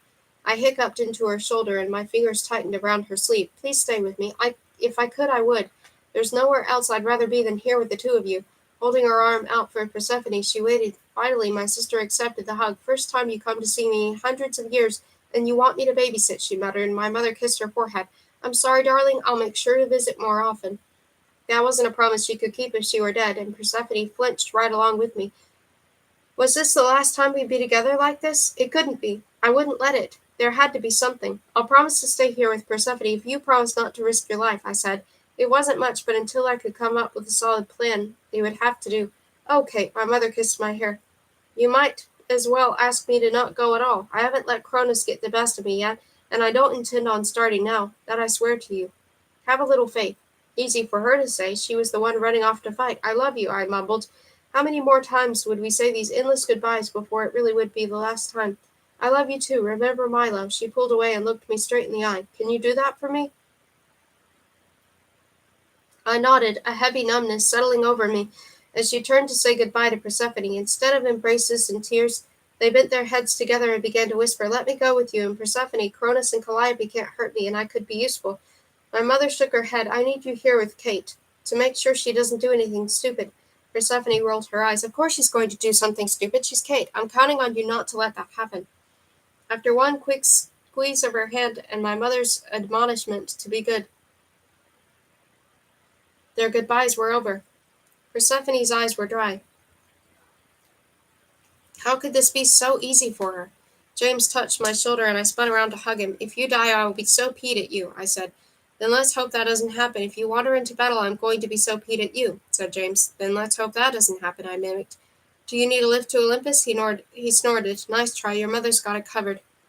Hesitating, he pressed his lips to the corner of my mouth, and almost kissed full of questions I couldn't answer and promises neither of us could keep. Don't forget, I get to be your first affair, and I'm holding you to that. You'd better, I said, and with that he let me go for one last hug with my mother. The knot in my throat grew unbearable, but I refused to cry. I didn't want the last moments we had to be full of blubbering sobs. Neither she nor James said anything. They smiled, no trace of fear or anxiety or either of their ageless faces, and James offered my mother his arm. She took it wordlessly, and together they faded until there was nothing left but the breeze. Come on, let's get you some tea before you fall over, said Persephone. She took my elbow, and I didn't argue. If Cronus slaughtered everyone I loved, Persephone would be the only family I had left. Not exactly a satisfying consolation prize, but I didn't want to give her any reason to hate me. As much as I wanted to reassure myself that it wouldn't come to it just being the two of us, I couldn't. It wasn't up to me, and I couldn't change the outcome of the battle through sheer willpower and thought alone. I could do something to help, though, if I could only think of something that would be worth the risk. Something Persephone had said stayed in the back of my mind, but before I could concentrate fully on it, she pushed the door open. Adonis! What did I say about feeding the dog peanut butter? Adonis, Persephone's boyfriend, husband, rose from the floor, and I gaped at the puppy at his feet. Pogo! I knelt down, and the black and white dog Henry had given me let out a bark muffled by a mouthful of homemade peanut butter. Tripping all over himself, he scampered across the cottage and jumped into my arms, one lick in the cheek, and I could no longer hold back the floodgates. Persephone stepped around me as I clung to Pogo and cried. She could give me all the nasty looks she wanted. She'd abandoned her family an eon ago. I'd barely started to get to know mine. By the time my sobs ended, she had a mug of tea waiting for me on the tiny kitchen table. She sat in the chair opposite mine, and Adonis lingered nearby, leaning against the wall and shuffling his feet. While I sipped my tea with Pogo in my lap, neither of them said anything. Several minutes passed, and I couldn't take the silence any more. Aren't you afraid of what's going to happen? I said, my voice rough after my crying fit. Persephone shrugged. They've been at war with the Titans before, but it's different this time. They don't have Calliope and Henry. What about Henry? What's wrong with him? With a sigh, I launched into everything that had happened since she left the palace after the first battle. Calliope's plot to kidnap me, the 9 months I'd spent as her prisoner, Milo, my connection with Cronus, what I'd promised him, what he'd promised in return, the attacks on Athens and Egypt, Henry's fight for survival, his sacrifice to keep Milo and me safe, everything. And now they're going into the biggest battle in history, down to of their strongest fighters with no real hope of success. I cuddled Pogo, and he licked the crook of my arm. Persephone drummed her fingers against the wooden table, her expression distant. And you're going to spend the entire time here, not even trying to help them? The only thing I could possibly do is distract Cronus and Calliope, and you heard Mom. She doesn't want that. If I were you, I'd be fighting like H to keep everything good I had in my life, said Persephone. Not all of us had that chance. The relationship you have with Mother and Henry, you two made me an aunt, and you're sitting here like a lump instead of doing everything you can to get them back. You think I want to sit here? If there was something I could do to help, I'd be doing it, but I can't. Like H, you can't. She narrowed her eyes. Think, Kate. Just stop and think.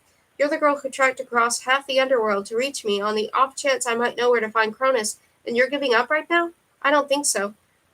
Were she and James conspiring to make me feel like an utter failure? I opened my mouth to protest again, but she held up her hand.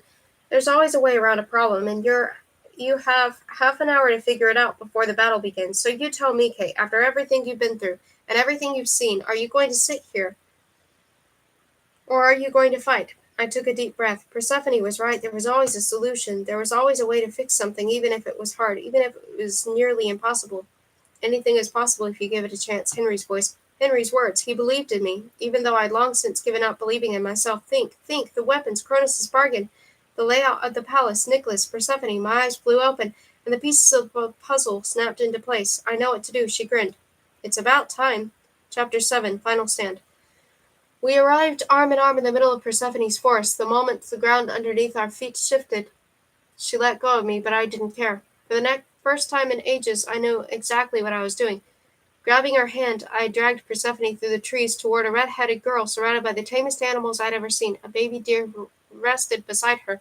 A singing robin settled on her shoulder, and in her lap she cuddled a litter of buddies no bigger than my fist. Persephone squinted. Who is that? Just let me do the talking, I said, and once we drew close enough, I called out, Hi, Ingrid. Ingrid, you mean the first girl too stupid to figure out how to live? Said Persephone, and I elbowed her in the side. Kate! Ingrid's squeal echoed, making the rock wall at the edge of her afterlife obvious. You really came. I thought you were just trying to be nice, but you're really here. Yeah, I'm really here, as I knelt beside her to pet the tame fawn. Persephone's forest melted into Ingrid's meadow of candy flowers. Unfortunately, it's not for catching up. Ingrid's face fell before she could get too upset. Persephone spoke up behind me. You wouldn't happen to know how to handle a knife, would you? She tugged nervously on a lock of hair. Why? Because Cronus is about to destroy the world, and the council doesn't have much of a chance against him, I said. They need help. The dead are the only people Calliope and Cronus can't hurt, and they've got a whole room full of weapons that could take them down, or at least Calliope. If this didn't work on Cronus, it was worth a shot. It was our only shot. And you want me to help you? Said Ingrid. We want all of the girls to help us, I said. Persephone doesn't know who they are, but we were hoping you might. Ingrid said the bunnies down and stood, brushing dirt off the white dress that must have been the height of casual fashion back in the 1920s. As it happens, not only do I know who they are, but while Henry was trying to figure out who was behind the murderers, he even let me meet them. It's a bit of a walk, but I can take you there. At last, some luck. We don't have time to go on foot. The battle's about to start, I said. I've got a faster way, though.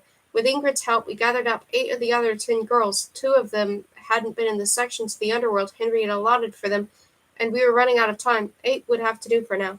I stood before them, shuffling my feet nervously, because Ingrid lingered by my side. I saw the meadow in front of me, but every time one of the other girls edged closer, the background shifted into their afterlives instead. Forests, a white sand beach, an empty theme park. It was bizarre, but I forced myself to ignore it. As long as the other girls could see me and each other, that was all that mattered. I'm Kate, I said, Henry's wife. The word felt strange on my tongue, but it got an immediate reaction from the girls. A whisper rippled through the group, and the ones in the back jostled for a better position. That's impossible. You actually passed the test, said the girl with the curly auburn hair. Like survived and everything? I held my tongue. Of course they thought it was crazy. Calliope had killed each and every one of them. After a while, even Henry thought it would be impossible for anyone to make it. Barely, I said. I got lucky. I can't believe it was Calliope, said the same girl. She stabbed me in the back and threw me in the river. I thought it was James. Yeah, well, turns out you aren't so smart after all, Anna, said a dark-haired girl on the other side of the group. The top of her head barely reached my chin. The first girl, Anna, snorted. Like you're any better, Amiee. Insisted Ava was behind it. She slept with every other god, said Amiee. Don't see why she wouldn't go after Henry, too. That's enough, said Persephone. Let Kate speak. For the 3rd time in an hour, I explained everything that was happening. No one interrupted me. The battle's about to start, and our numbers are dwindling, I added at the end. I wouldn't ask this of any of you if we weren't desperate, but we are. We need fighters. I don't know how to fight, said Amiee. And the other girls murmured in agreement. Anna, however, cracked her knuckles and stepped forward. The background shifted into a garden that put Versailles to shame. A chance for a stab at Calliope? Count me in. 1 down, 7 to go. I can get us into the castle undetected, I said. Calliope and Cronus can't hurt you. Are you sure? Piped a voice from the back. Don't be an idiot, Bethany, said Anna. Of course she's sure. I am, I said quickly. I swear if you do this, you won't be in danger. It's true, said Persephone. I faced off against Cronus and Calliope a year ago. They tried their best, but I'm still here, and I'll scratch on me. Another murmur rippled through the group. You're sure the weapons will work too, said Amiee. I hesitated. No, I wasn't sure. Even if one of us managed to take out Calliope, I had no idea if this would work on Cronus. And what if they weren't corporeal on the surface? What if they were ghosts like I was in my visions? We have to try, I said. If nothing else, we need to distract them long enough to get Henry out there. We need him on our side. The council is heavily outgunned, and if we don't find a way to help, they will fall. Maybe not today, maybe not tomorrow, but eventually Cronus will get the best of us, I added, and Henry will die with them. Silence. I shifted my focus from one face to the next, searching for any sign that they would agree, but none of them met my eye. Before I could give convincing them one last shot, however, Bethany called from the back, Count me in. Me too, said Amiee, and one by one the others also volunteered. Thank you, I said. I can't tell you what this means to crash. The earth around us trembled, and several of the girls shrieked. Ingrid clutched my arm, and we all looked up to the sky above us. Most souls had no idea where they were, and thought their afterlife was the real thing, but Henry's girls knew the difference. They knew that the sun's warmth was an illusion, and beyond the fluffy clouds was the ceiling of an enormous cavern, and that was why they were the only ones who could help us. The trembling subsided, but it didn't matter.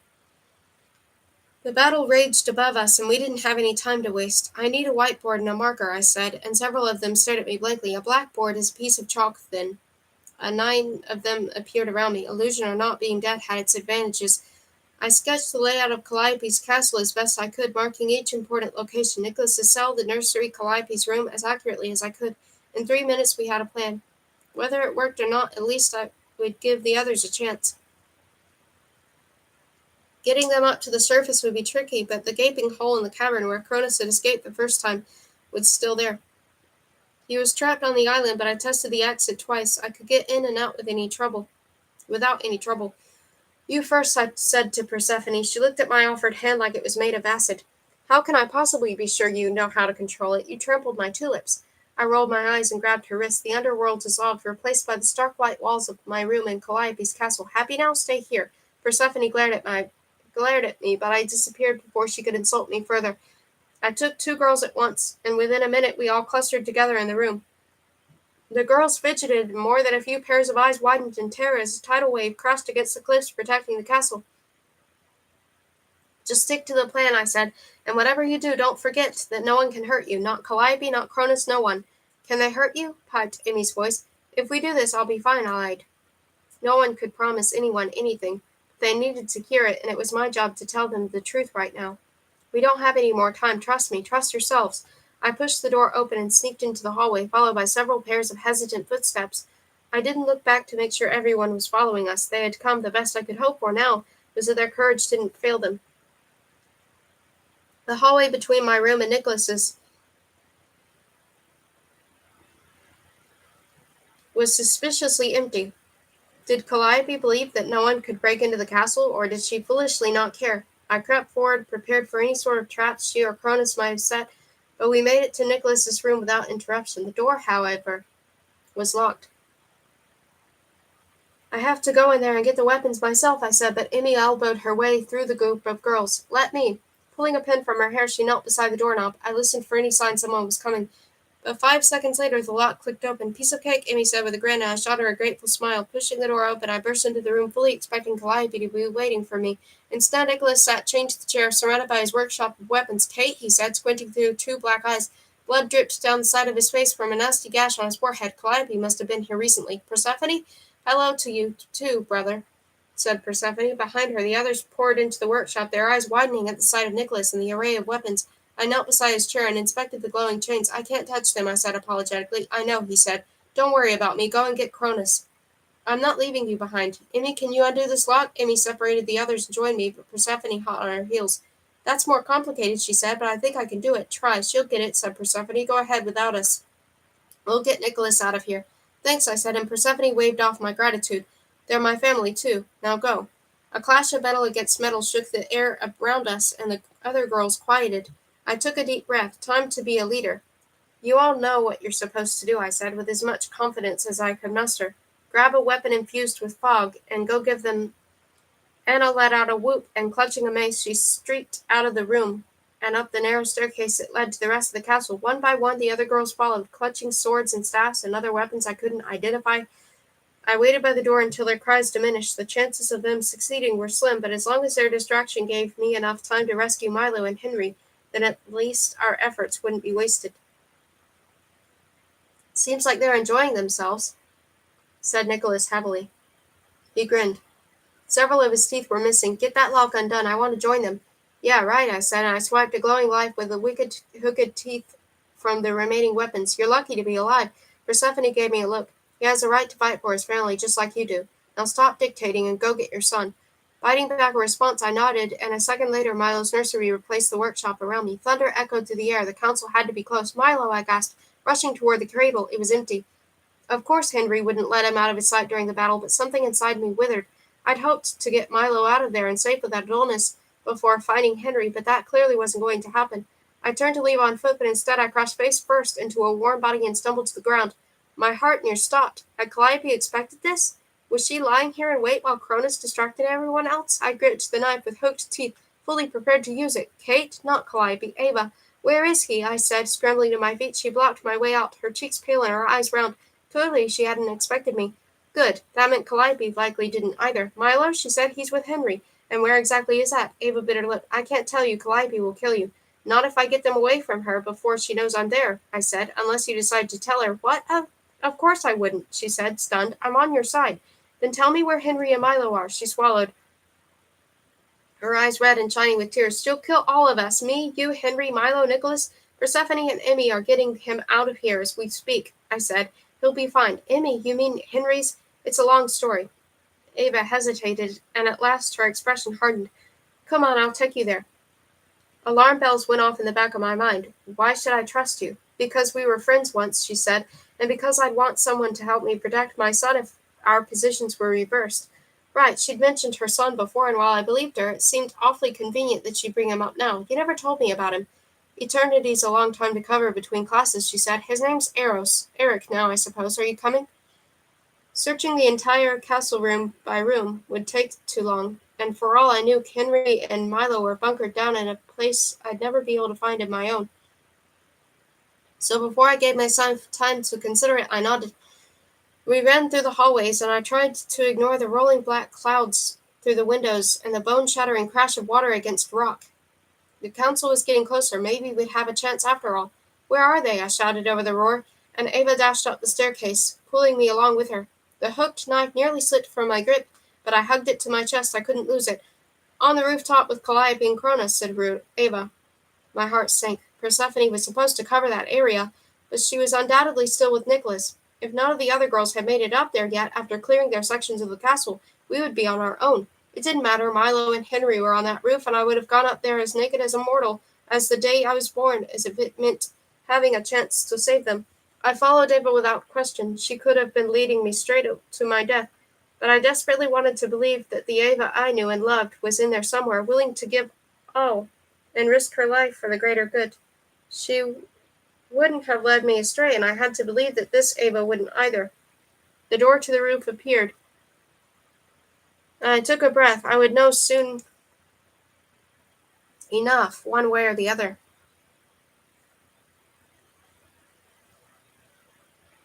Chapter 18, Bloodshed. We burst into the open air, the afternoon sky blacker than night. The cyclone that had been Cronus was gone, spread across the sky and struggling against pinpricks of light that looked like stars. The council. I ducked my head. If my mother saw me and got distracted, that had to be a risk I was willing to take. My mother was strong. She wouldn't let Cronus get the best of her. If I had any chance of getting through this, I couldn't doubt her. I couldn't doubt myself. Calliope stood at the edge of the roof, her hair whipping in the wind, and her head tilted upward toward the heart of the battle. Henry stood at her side, his arms shielding a bundle of white blankets from grains of sand that cut through the air like bullets. What was he doing, bringing Milo up here? I shoved aside my protest. Milo was immortal, and there was nowhere safer for him than with Henry. I couldn't get distracted. Calliope, I cried. My voice was nearly lost to the wind, but she faced me, her eyebrows raised in surprise. So you really are as stupid as I thought you were, she said as she walked toward me, leaving Henry and Milo behind. Come to die? Not quite. I gripped the hooked knife. It had to be as good as her dagger. Let Henry and Milo go. This is between you and me. Calliope's eyes widened innocently. Henry's free to leave whenever he wants. It's not my fault he chose me over you. My blood boiled. How does it feel to know that your reality is nothing more than a fantasy you've concocted and blackmailed your way into? Nobody loves you. Not your husband, not your children, not your brothers or your sisters. No one. The air around her crackled angrily. Do you think I care? I win, Kate. I have everything you've ever wanted, and soon everyone else you love, is going to be dead. You're going to spend eternity alone, and no one's going to be there to save you anymore. It isn't about winning. I took a step toward her. Even if you never let Henry go, somewhere inside him he's always going to love me because he wants to, because we're good together, not because Ava forced him into it. And no matter how alone I am, I'll always have the comfort of knowing that at least someone in the world loves me because I want to. But you're nothing but a heinous, lonely, unloved, and that's all you're ever going to be. Calliope screeched and barreled toward me. In the few seconds we had, Ava tried to push me behind her, but I sidestepped her and sprinted toward Calliope, clutching the hooked knife. I had one chance, and I was well going to take it. We collided, immortal against immortal, and the force of it nearly sent me flying. Her nails scratched my face, her shrieks of rage rang in my ears. But her hands were empty. Mine weren't. "I'm going to beat your pretty face to a pulp," growled Calliope. "Once I'm done, I'm going to make your son watch as I scoop your eyes out and peel your skin from your body, and maybe, once you're nothing more than a lump of quivering flesh, I might let you—" Her eyes widened, her words cut short as I sank a hooked knife into her side. "You might what?" I said. "You might let me die?" Calliope fell off me, her brow furrowed in confusion. She stared at the knife sticking out of her side. "How did you get the weapons Nicholas forged?" I said.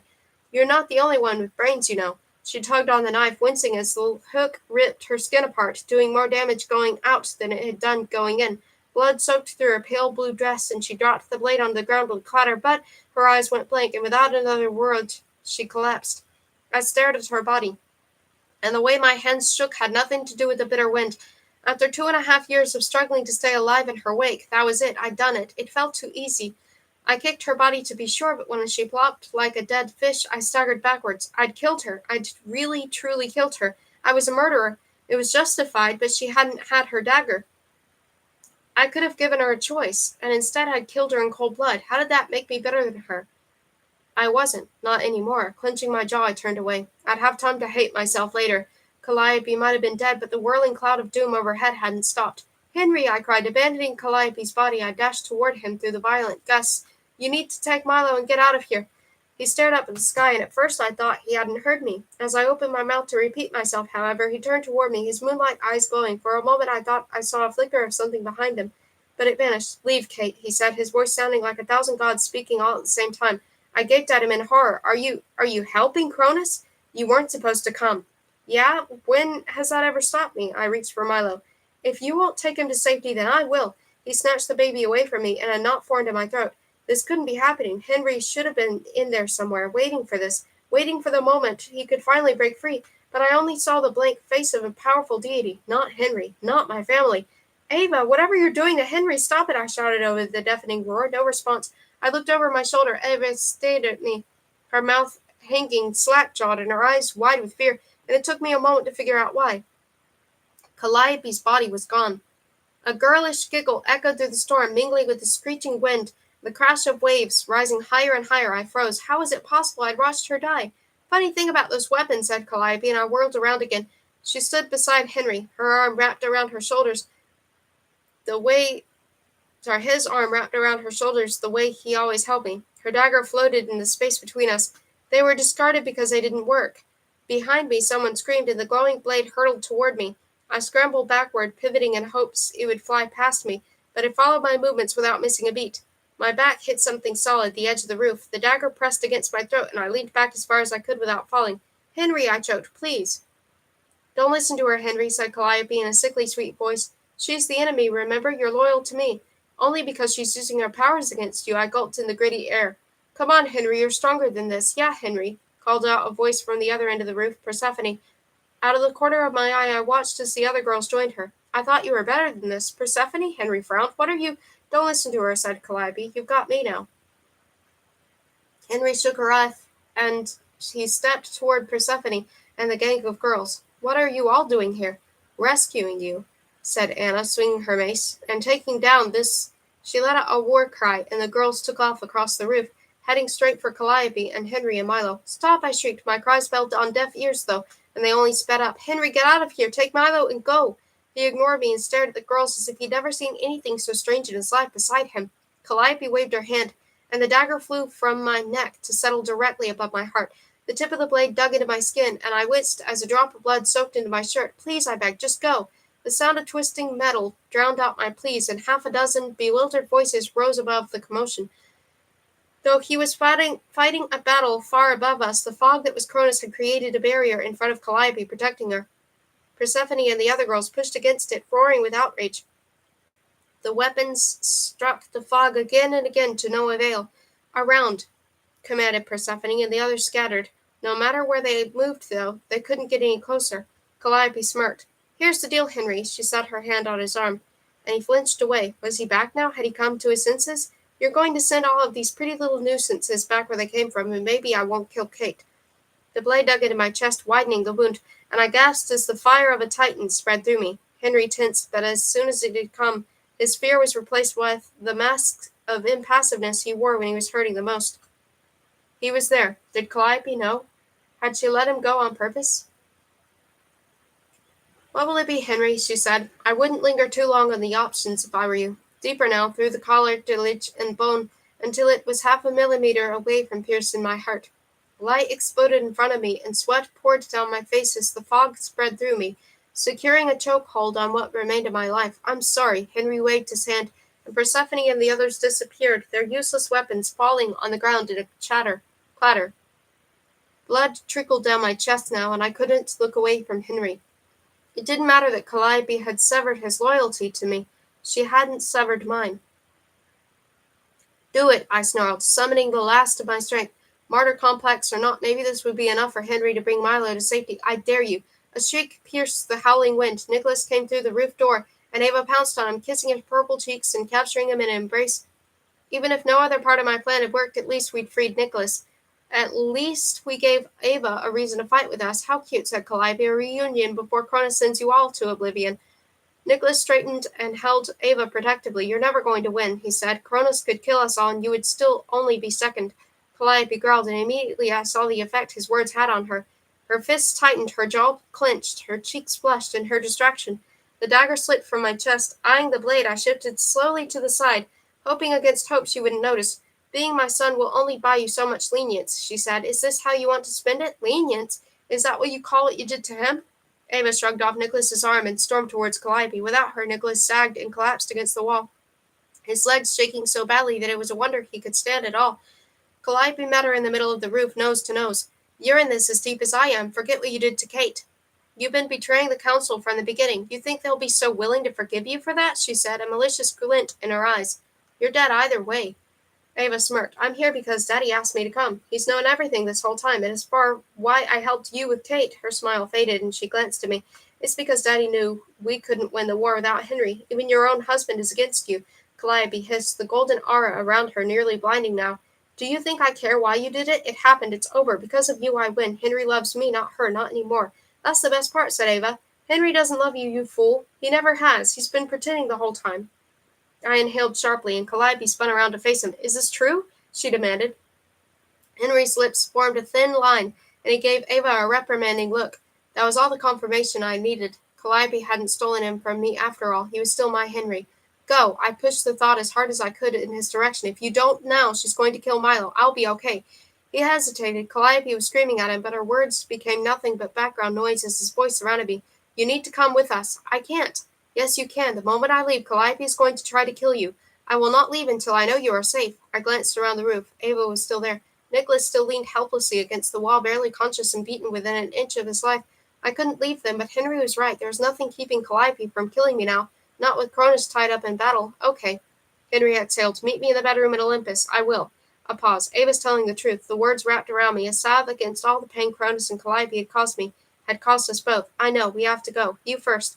I closed my eyes, and a second later that familiar sensation ran through me. When I opened them, I stood in the sunset bedroom I shared with Henry, and I held my breath. He had to come. He couldn't break his promise like that, not with Milo's safety yet. An ugly screech echoed through the heavens. Calliope. Panic seized me, but before it had time to set in, Henry and Milo appeared. I threw my arms around them, nearly sobbing with relief. You're safe, as are you. Henry pressed his lips to my forehead, but our reunion didn't last more than a few seconds. I must go back. You what? Henry held Milo out for me, and I froze. The baby's blue eyes were open, and he waved his little fists, watching me, waiting for me to finally take him.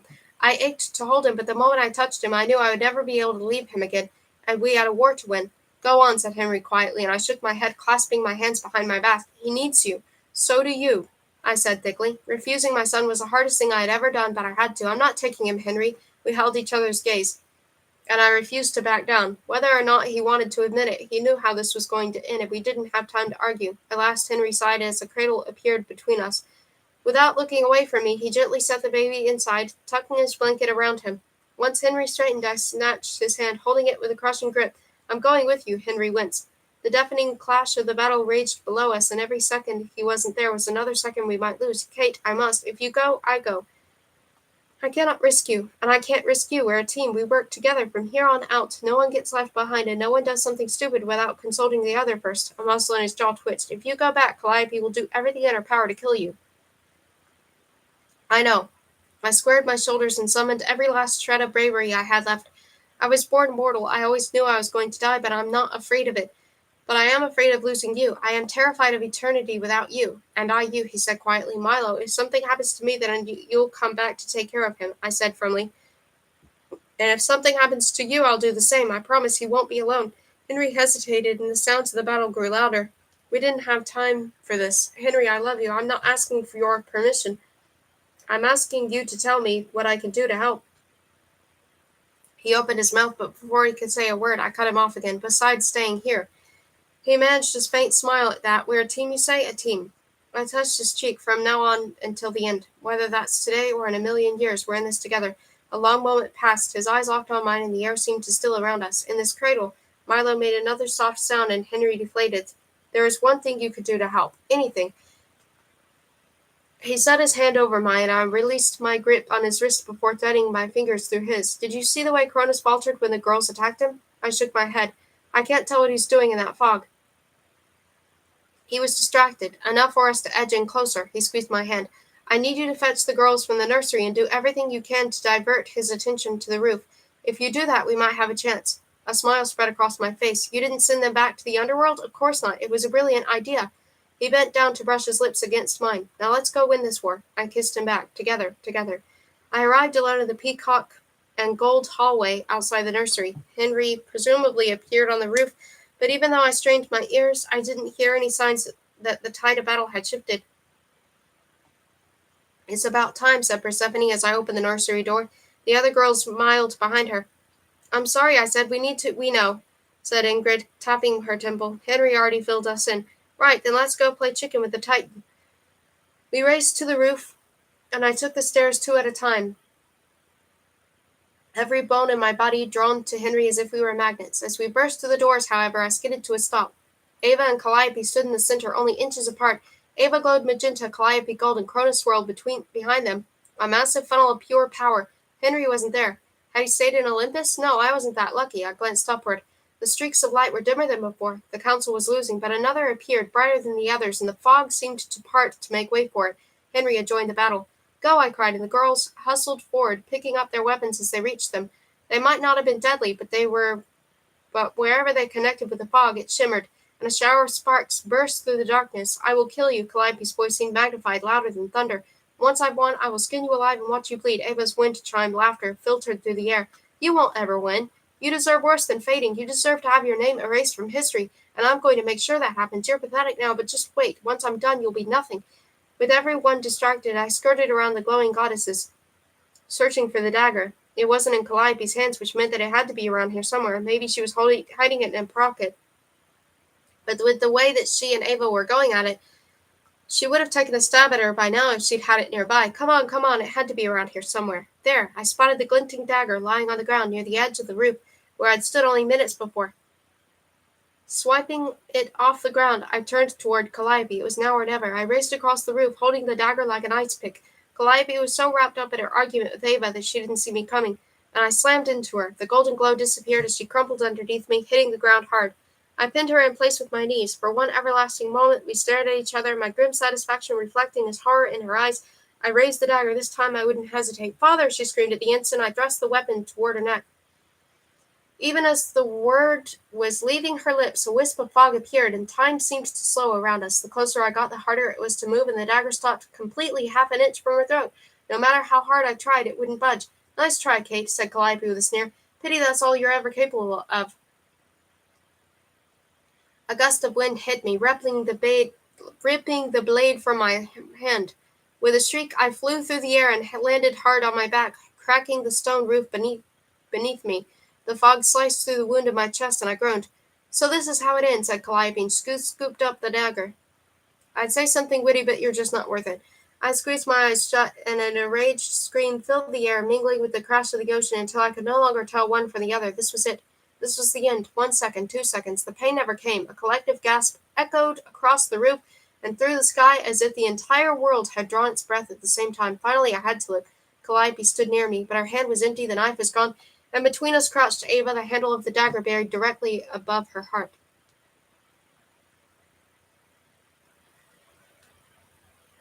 Chapter 19. Light. Behind me, Nicholas cried out, and his grief rose above the wind.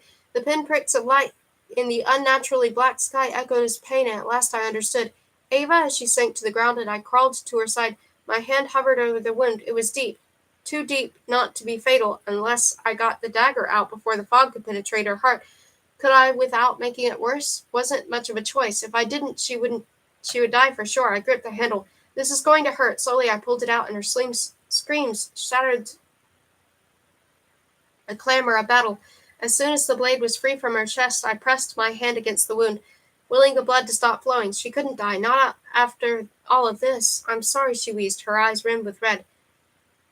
I thought it was for the best. I thought you did nothing wrong. Her face swam in front of me, and I blinked rapidly. Thank you. I'm so sorry I ever doubted you. You forgive me? She whispered. Of course. I pressed my lips to her forehead. I love you. A trickle of blood escaped the corner of her mouth. Finish this, she said, barely audible. For one horrible moment, I thought she wanted me to kill her, but she wrapped her cold fingers over my fist, the one that held the dagger, and I understood. I glanced over my shoulder. Calliope stared at Ava, and despite all her posturing, undeniable shock spread across her face. Why? Wasn't this exactly what she meant to do? No, this was an accident. She hadn't been aiming for Ava. She'd been aiming for me. Either way, I couldn't afford to give her the chance to build her defenses. Lashing out, I went for her ankle, and grim satisfaction filled me as the blade sliced through skin and bone. Collapsing to the ground, she screamed a horrible, gut-wrenching sound that resonated through every cell of my body. With inhuman strength, she clawed at my hand, fighting to dislodge the dagger. It's over, Kate. Let it go. As she tried to take the blade from me, it cut her palms to ribbons, and her blood flowed freely down my arm. Her fingers dug underneath mine, and she began to pry the dagger loose from my hand. You really don't know when to quit, do you? She said in that girlish voice. Just a few seconds more, and she would have it. I cried out as the handle began to slip from my bloody grip, and the tears of frustration streaked down my face. I'm going to get Henry back, and Callum will be mine. He's my son, not yours. There's nothing you can do about it. I'll make sure whenever he hears your name, he knows you abandoned him. I'll make sure he knows you never loved him. I'll make sure he hates you more than he hates anyone in the... I roared, half blind with rage. My hand slipped past her, and between us something made a sickening wet sound. She doubled over and went rigid, her eyes round with shock. Breathing heavily, I tried to shove her off me, my fist still wrapped around the handle of the dagger. Something was wrong, though. When I tried to pull back, the dagger resisted, and Calliope folded her body around my arm.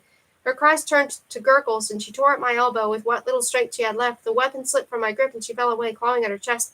I scrambled back. The silver handle stuck out of her chest at a sideways angle through her sternum and pointing directly to her heart. Blood poured from the wound, and she convulsed, the golden aura around her fading until there was nothing left. You, she managed, but the rest of her words died along with her. Her body stilled, and her eyes stared at me, empty and unseeing. No, I whispered, you did this to yourself. All at once, the sky exploded, and white blasted through the darkness. The din of war gave way to a chorus of the most beautiful voices I'd ever heard, and underneath me, Calliope's body began to glow again. I hurried back to Ava's side and took her hand. Nicholas joined us. Despite the fat tears rolling down his cheeks, he was smiling. The black clouds reformed into a funnel, and it grew smaller and more concentrated until the darkness formed a man, Cronus. Rhea, he boomed, his voice everywhere at once. The white light took form, as well as Rhea descended from the sky. She still wore the form of the little girl she'd been in Africa, but despite her stature, she radiated power. Moving past Cronus as if he weren't even there, Rhea knelt beside Calliope's empty body. My daughter, she whispered. At her touch, the blood disappeared, and the knife fell to the ground, dull and void of Titan power. What has happened to you? I wiped my eyes, smearing blood across my face. The overwhelming weight of what I'd done hit me. My body sagged under the pressure. I'd killed her child. Everything I'd feared Calliope doing to Milo, I'd done to Rhea. I really was a murderer. I hadn't meant to do it, though. I'd only been protecting myself. Calliope was the one who hadn't given up. She was the one who'd gone after me. She was the one who'd started this all. If I'd had the chance to do it again, though, I would have. I'm sorry, I said thickly. I had no choice. A silver tear rolled down Rhea's cheek. No, I suppose he did not. One by one, the other gods joined us on the roof, no longer hindered by Cronus. They didn't go to Calliope and Rhea, though. Instead, they appeared in a circle around Ava, Nicholas, and me. Walter arrived first, and he sat on the cracked roof beside me, drawing her head into his lap. He petted her hair, whispering words I couldn't hear, and Ava smiled weakly. A strange light emanated from his hands, and I knew without asking that somehow he was keeping her alive. Please, mother, said Walter, his voice choked. I'd never seen him cry before. You cannot save your daughter, but you can save mine. Rhea grew still. What's done is done. My daughter chose this path, and so did yours. The world around me narrowed until all I could feel was Ava's hand in mine, growing colder by the second. No, it was completely within Rhea's power to save Ava. She had to. You can't just let her die. I struggled to stand, but someone had set their hands on my shoulders, holding me down. Henry. All she was trying to do was stop Cronus. She was doing what you wouldn't. Rhea said nothing. Cronus knelt beside her, and though his expression was emotionless, he touched Calliope's face. "Please, Cronus," I begged. "Ava doesn't have to die." He looked at me, and in that moment I allowed myself to hope. Maybe after all that time, he'd gained an ounce of humanity. Without a word, he gestured toward us, and a wave of pleasant numbness passed through my body. The fire inside me cooled. He'd healed me. He understood after all. I clasped Ava's hands and looked down at her, but instead of stopping, blood flowed from her chest with every weakened beat of her heart. But I looked up, and Walter bowed his head. "She does not have to die, but she will," said Cronus. "Consider us even." The edges of my vision darkened, and the sunset sky seemed to spin until everything was a blur. "Even," I whispered, and as if every drop of grief and despair and guilt rushed out of me at the same time, I screamed, "You're letting her die so we'll be even?" I struggled against Henry's grip, but he wrapped his arms around me so tightly I could barely move. "Kate, calm down," he said, his breath warm against my ear, but it was pointless. "He's killing her," I shrieked, and James knelt beside Henry. My outrage smothered the relief that came with knowing he was all right. "It's not my fault. You can't make this my fault." "It's okay," whispered Ava's voice, and her fingers tightened around mine. "You're right. It isn't your fault." I clung to her hand. "I'm sorry. I'm so sorry. It shouldn't be like this. But it is. I'm ready." A loud hiccuping sob escaped me. "We'll find a way around this, I promise. I'll find a way to fix you." A faint smile appeared on Ava's blood-stained lips. "Not this time, Kate. I love you. We all do, even if some of us aren't very good at showing it sometimes." Her blue eyes, fast draining of life, turned toward Henry. "Don't forget that, or me, okay? I won't ever fade completely as long as someone's here to remember me." I couldn't breathe. Sob after sob ripped through me, and it was all I could do to speak. "I won't." One by one, the members of the council joined Ava to silently say their goodbyes. Everyone, even Dylan, cried wordlessly. As destroyed as I was, it had to be nothing compared to what they were all going through, and I forced myself into silence. But even though it was selfish, I couldn't let go of her hand. Walter didn't stop stroking her hair either, his fingers glowing with the only thing keeping her alive. In those precious few moments, he'd aged 1,000 years. At last the sun dipped below the horizon. The light in Walter's hands died, and just like that, Ava was gone. The world went silent. Even the ocean grew still, and the violet shades of dusk hung in the sky far longer than they should have. No one spoke. No one moved. No one took that step from before into after, and we all lingered together in that eternal moment. It should have never ended, but the council couldn't deny time forever. Eventually, Henry set his hand on my back, and though he was gentle, he pried my fingers from Ava's cold ones. The separation cut through me, but there was nothing I could do. She was dead. Walter cleared his throat and set her head down on the rooftop. Standing on shaking legs, he struggled to draw himself to his full height, clearly weakened. "An eye for an eye," he said. "Let it not happen again." "Will you go peacefully, father?" "No," said Cronus. Before fury could overtake what little sense of self-preservation I had left, Henry rubbed my back, his touch soothing the fire out of me. "You will," said Rhea. "It is over. I will not allow you to continue this cycle of destruction. They have taken one of ours, and we have taken one of theirs. That is the end." Cronus's form began to blur into black fog, but as soon as it started, white light encased him, and he growled. "Let me go, Rhea." "I will not," she said with a quiet resolve. "Neither will the council. This is their world now, and you have proven you have no place in it. I will only repeat our son once. Will you go peacefully?" Silence. "Then you leave me with no choice," said Rhea, and the light around Cronus grew blindingly bright. I looked away, and Cronus cried out, the first real sound of pain I'd ever heard from him. "Good, he deserved it. Stop, I will go. Go peacefully," he managed to say, and the light lessened. "Very well, my son," said Rhea, and Henry released me. "I will return shortly," he said, kissing my hair. "James, take care of her." And as he stood, James' arms replaced Henry's, and for the first time I took a good look at the council. Everyone was here. Even Ella and Theo, everyone except, "Where's my mother?" All the blood drained from my face as the world once again began to spin. "James, where is she?" "She's fine," he said quickly. "I promise, she's with Milo." I want to see her," I said, and he nodded, running his fingers through my hair like Walter had done for Ava. Maybe he thought it would help, but the hollowness inside me didn't lessen. I wasn't sure it ever would. Rhea touched Cronus's elbow, and Henry took her hand. My eyes met his, and he nodded once before the three of them disappeared. Undoubtedly back to Tartarus. The last thing I wanted was to let him out of my sight, and familiar dread pooled in my stomach. What if something went wrong and I never saw him again? Before my fear could work itself into anything substantial, James gathered me up and helped me to my feet. His cheek glistened, so I brushed the pad of my thumb against his wet skin. "I'm sorry, I couldn't say it enough." James shook his head, his lips moving as he fought to find his voice. I hugged him, and he clung to me, needing me as much as I needed him. "Come on," he said. "Let's go home." My mother was waiting for us in Olympus, rocking Milo's cradle as he slept. Relieved, I staggered toward her, barely able to see straight. "Oh, my darling, you're all right," she cried, throwing her arms around me. For a moment I couldn't breathe, but I didn't care. She was all right, Milo was all right, Henry was all right, and Ava wasn't. All at once, what was left of my inner strength crumbled. "Ava's dead," I whispered, choking on the words. My mother tensed, and from the doorway James cleared his throat. "Calliope as well," he said roughly. "Rhea and Henry are escorting Cronus back to Tartarus now." "A small victory," my mother said, as her eyes filled with tears. At least," she didn't finish. For the first time in my life, my mother shattered. Her knees gave out, and she eased down onto the edge of her bed. Though I desperately wanted to go to Milo, I curled up with her, struggling to hold it together while she cried. She'd spent years pouring her strength into me and hiding her hurt, so mine wouldn't worsen. Now it was my turn.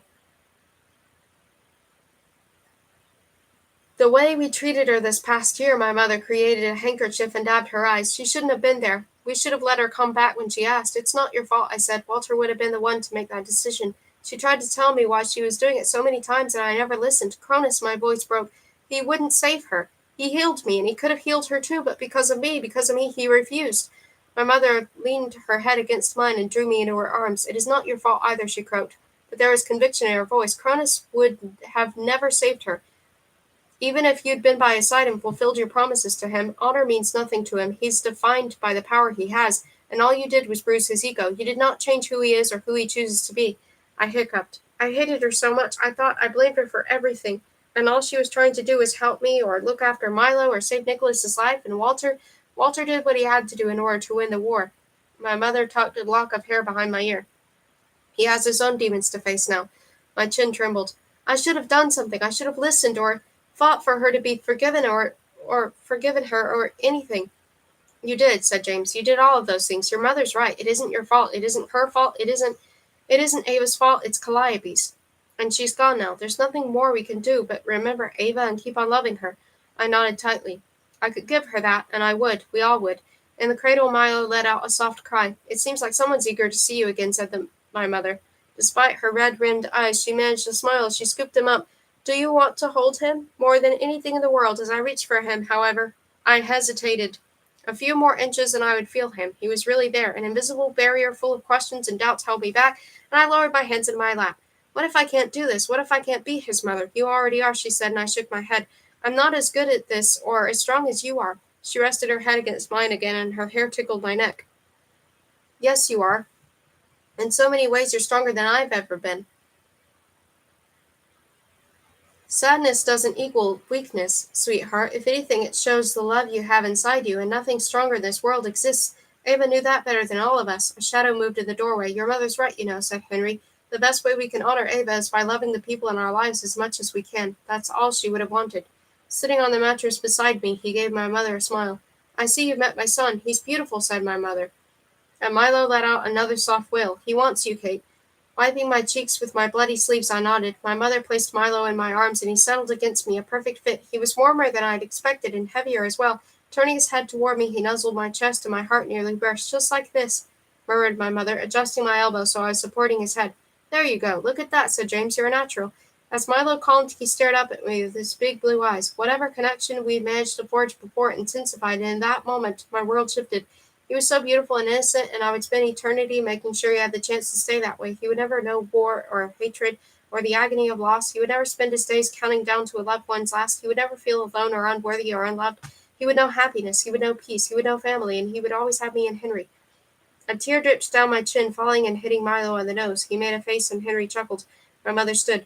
"I'll leave you 3B," she said, and though she was smiling, the grief hadn't left her voice. I wasn't sure it ever would completely. Together she and James exited the room, closing the door behind them. "He looks so much like you," murmured Henry. "Every time I held him, all I could see was your face. I missed you, Kate." I brushed my knuckles against Milo's cheek. He may have had my eyes, but he had Henry's dark hair and his ears. "Whatever happened on the island between you and Calliope," he tensed. "Kate, it doesn't matter," I looked at him. "You did what you had to do to protect Milo. I know that." His hand slipped up my back, and he squeezed my shoulder. "Nothing happened. Ava never used her powers on me. I was pretending the entire time." I leaned forward and kissed him. His lips were sweet against mine, and I didn't let him go until Milo whimpered between us. We both knew pretending meant he'd somehow had to convince her he loved her. Part of me burned with the need to hear everything, but none of it mattered, and I wasn't about to let Calliope hurt us from the grave. Whatever Henry had endured, we would get through it together. One day, if he wanted to talk about it, I would listen. But until then, I would pretend I believed him, to protect and love him the way he protected and loved me. We are a family, and no one, not Calliope, not Cronus, not even death itself, could take that from us.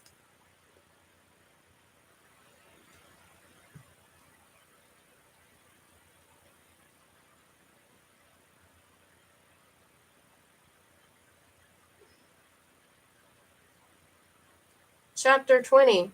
Eternal. Sometime during the night, I untangled myself from Henry and slipped out of bed. He slept soundly, clearly exhausted after the battle. But no matter how hard I tried, I couldn't fall asleep. Reaching into the cradle, I touched Milo's forehead to make sure he was still there. Reassured by the rise and fall of his chest, I padded out of the room, closing the door behind me. Even in the dead of night, the ceiling glowed brilliant blue, and the magnificent sunset swirled underneath me. I didn't consciously decide where to go. One minute I stood in the hallway, and the next my feet carried me into the throne room in search of someone else. After the evening we'd all had, chances were slim anyone else would be awake, but it was worth a shot. In the entranceway I stopped cold. The sky wasn't blue here. Instead, the ceiling was dark as night, and the stars twinkled above us. The thrones were gone, and in their place a glass coffin rested on a raised platform. Inside, dressed in a white gown with roses in her hair, lay Ava. Without thinking, I crossed the room and pressed my palm against the glass. Her lips were the color of cherries, and in the dim light I could almost see her smile. A lump formed in my throat. I opened my mouth to say something, to apologize, to promise I'd never forget her, to forgive her again and again until the universe had no choice but to believe me. But I couldn't force out the words. She couldn't hear them anyway, and I'd said it all in her last moments. She already knew. She isn't really there, I scowled. Leave me alone. A rustle of fabric, soft footsteps, and Walter stood by my side, looking every bit as aged as he had on the rooftop. It's a reflection of sorts, but more realistic than a simple picture. I pulled my hand from the glass and shifted half a step away from him. Where's her body? Gone, he said, back to the universe. Then why is this hologram here? The empty throne, the empty bedroom, the empty hole in our lives where she'd once been, as if all of that wasn't enough to remind us she was gone. Walter inhaled deeply. As he exhaled, faint thunder rumbled through the throne room. She lived a very long time, and her life touched many others. Those who wish to say her goodbyes will have the opportunity to do so. Yet you aren't going to do the same for Calliope. He winced. My wife chose her path. She chose to separate herself from the council. Ava did not. No, she didn't, I said. You chose it for her. You're the reason she died. Walter stared into the coffin. I have made many mistakes. Mistakes, my snarl echoed from one end of the room to the other. Ava's dead, and all you can say is that you made some mistakes? Walter faltered. Though he tried to draw himself up to his full height, tears spilled down his face, defeating any intention he had of intimidating me. It is not your place to say. You could not possibly know the circumstances. I know Ava's dead. I know she only joined Calliope because you told her to, for Nicholas, he said, for the greater good. Is this worth the greater good? I gestured to the coffin. Is this worth knowing that if it hadn't been for you, Ava would still be alive? She would not be alive, he said hoarsely. None of us would be. Henry would have never joined the fight, and Cronus would have won. It is as simple as that. Rhea won the war, not Henry. He wasn't even fighting on our side for most of the battle. Yes, he was, said Walter. On the rooftop, he was countering Calliope's abilities, a difficult thing for any of us to do, even more difficult without being discovered, but he managed. When he came to us with your plans to surrender to Cronus, he knew what he intended to do, and with Ava aware that Calliope wanted to take Henry as well, we set up the ruse. All along, he was feeding us information about her and Cronus's tactics. We would have never stood a fighting chance without his help or without Ava's help. She is the reason, you are the reason, he agreed to fight it all. There had to be another way to keep Ava out of it. There's always another way. If there was, do you think I would have risked her? Said Walter. Do you truly believe if there had been any feasible alternative to draw Henry into the war without her, you could have asked, you could have given him time. You didn't have to play Calliope's games and risk everyone's lives. At last I faced him. We are not pieces on a chessboard, and that's how you treated us, and now you're paying for it. We all are, so I hope whatever lies you've told yourself to keep you warm at night, because no one in their right mind is going to bother with you once everyone knows what you did. He touched the casket, and all the fight drained out of him, leaving a husk of a man where the king of the gods stood only moments before. I know what I deserve. I do not need anyone, you or the fates or the universe itself, to detail the mistakes I have made. I am paying for it now, and I will pay for it throughout the rest of my eternal existence. If that is not the hell you wish for me, then I do not know how much more I could possibly hurt or to satisfy your desire for vengeance, daughter. I am not your daughter. Walter bowed his head. Every instinct I had screamed for me to leave before retaliated somehow. Emotionally, physically, it did not matter, but my feet refused to move. This was the longest conversation I'd ever had with a man who was supposedly my father, and this was what he'd come to. You are my daughter as surely as Ava was, he said quietly. She was the only one of my children who ever bothered to see me for who I really am. The others only ever saw power. Calliope only ever saw a philanderer. But Ava understood the love I have for you all. She understood that a man can feel things he does not express, that a lack of expression does not deplete that love. I know that. She'd been the one to insist Henry loved me no matter what. You realize if you'd never cheated, none of this would have ever happened? If I never cheated, you would have never been born. He looked at me with lightning in his eyes, and as held his stare. James would have never been born. Ella and Theo, Irene, Persephone, I love my wife. My misdeeds are not her fault, but I will not apologize to her or to any other for bringing my children into this world, including you. Then you're no better than she is. Love doesn't give you a free pass to hurt your family. You do remember what family is, right? He tilted his head. And what do you mean by that? You never came to see me. I dug my nails into my palms. If I could draw blood, then maybe the fury trying to claw its way out of me would have some release. You knew what I was going through after Mom was diagnosed, but you didn't care. I have many mortal children, he said slowly. There was no guarantee you would pass the test, and I did not want to risk forging a connection with you in case you did not. Why? Because you were worried about your precious secret being revealed? Because after everything your mother told me about you, I knew that if I came to see you, I would love you instantly. The pain of losing children I have never known is hard enough, but to lose one I love, he stroked the edge of the glass coffin. My shoulders shook with silent sobs. I needed you. I needed someone to tell me it would be okay. I needed to know I wasn't alone, and you couldn't bother with me because you were too afraid to love me? The council has watched over you from the beginning, playing bits and parts of your life, loving and protecting you as we did in Eden. You were never alone, Kate, even in your darkest of days. But I didn't know, I burst. It doesn't make any difference if I never knew. I'm sorry, his voice broke.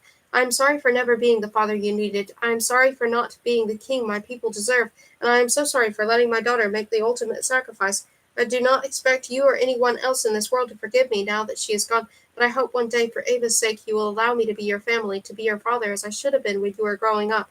It is what Ava would have wanted for us both. I wanted to spit in his face to tell him to go screw himself and find another daughter who was willing to love such a manipulative creep. But the truth of what he was saying froze me in place. He was right. This was what Ava would have wanted, not only because I needed a father, but because Walter needed a daughter who loved him despite his flaws, who understood him and gave him a chance. I'd done my best to show everyone, even Calliope and Cronus, that compassion and understanding. Ava would have wanted me to do the same for him, to not fail Walter like I'd failed her. You're asking for more than I know how to give, I said quietly, and all the fight drained out of me. I focused on the image of Ava's face again. You hurt me. You hurt my mother, and you hurt our family. He set a tentative hand on my shoulder. I know, and I will spend eternity doing what I can to make it up to you. I cannot promise much, but I do promise that you will always have me, and you will always have all of us, as it should have been for the beginning. Pressing my swollen lips together, I nodded. After all the pain I'd caused, I couldn't forgive him as we stood there side by side, but someday I would try. For Ava. The glass coffin remained in the throne room for 3 days, and the image of Ava was never alone. At first the only council members came to see her, each of us wanting to be alone with her. After all, we had our turn. Walter opened up the portal to Olympus, allowing others to come through without assistance.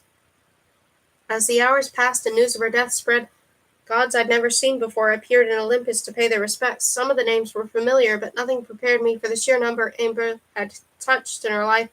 The throne room was always full in those 3 days of mourning, and the veil of sadness only grew heavier with each new face. A boy with blonde curls kept vigil by the coffin, never speaking a word. Both Nicholas and Dylan joined him at different times, and while he sat stiffly at Dylan's side, the boy seemed to relax in Nicholas's presence. Eric now, said Henry, as we lingered near the hallway and watched. Her oldest son. My vision blurred, and I had to excuse myself. I knew how deeply Ava had touched the rest of the council, but seeing paths her long life had forged, the family she'd formed in the millennia she'd lived, it only reopened wounds I was sure would never fully heal. On the third day, dawn crept across the starry ceiling. Walter called us all together, and we stood in a circle with the other gods, watching as the glass coffin filled with the light. At last the sunrise blended away the last vestiges of night, and the casket disappeared. While the rest of the earth-bound gods left one by one, Eris remained. The thrones returned, circling the spot where Ava's reflection had stood only moments before, and we each settled into our proper place. I cradled Milo, who slept soundly, and tried to ignore the empty seats on either side of Walter. Nicholas, the worse for wear but healing, set his hand on the armrest of the seashell throne that had been Ava's. As he brushed the tears from his cheeks, I looked away. Brothers and sisters, sons and daughters, said Walter into the silence, while we will forever mourn the loss of our own, the time has come to acknowledge that their positions among us must be filled. I glanced at my mother. Replacing Calliope made sense. Like Henry couldn't rule the underworld alone, surely the same was true for Walter and his realm. But Ava? She patted my hand. All in due time. I will handle the replacement of my queen, said Walter. In the meantime, I ask that Diana take the role temporarily and assist me as needed. Of course, said my mother, whatever I can do to help. Walter inclined his head. Thank you. As for Ava's place, we must once again scour the world to find one who is worthy. It will not be an easy task. Ava was, he paused, she was irreplaceable. We cannot pretend otherwise. But we must continue on. Kate? Yeah, I said. My mother's hand tightened around mine. I think it is appropriate that you take Ava's place temporarily, he added, until we find someone capable of filling her role. What of her duties in the underworld? Said Henry before I could protest. I need her by my side, especially now with the kingdom left unattended for so long. I am not asking for a great commitment on her part, said Walter, only enough to tide us over until we have found a new goddess. She can handle it during her summer months away. I shook my head. I'm staying in the underworld during the summer now. I don't want to leave Milo, or Henry, but that wasn't the sort of excuse Walter would understand. It would be no great thing for you to focus on helping us with Ava's duties in the meantime, said Walter. Of us all, you are best suited for the role, at least for a short period of time. A short period of time to Walter could have easily been 100 years. I can't, I said. I'm sorry, but I can't replace her, and I can't leave my family. I'll do it, said Eric. Even though his voice was high and boyish, he'd featured prominently in a few of the myths I'd learned, which meant he couldn't be that young after all. It's what my mother would have wanted. As generous an offer as it is, said Walter. You are not a member of the council. You do not have the ability. Eric's face fell, and seeing his disappointment on top of his grief as a punch to the gut. I'll help him, I blurted. He can report to me, and I'll make sure everything goes according to plan.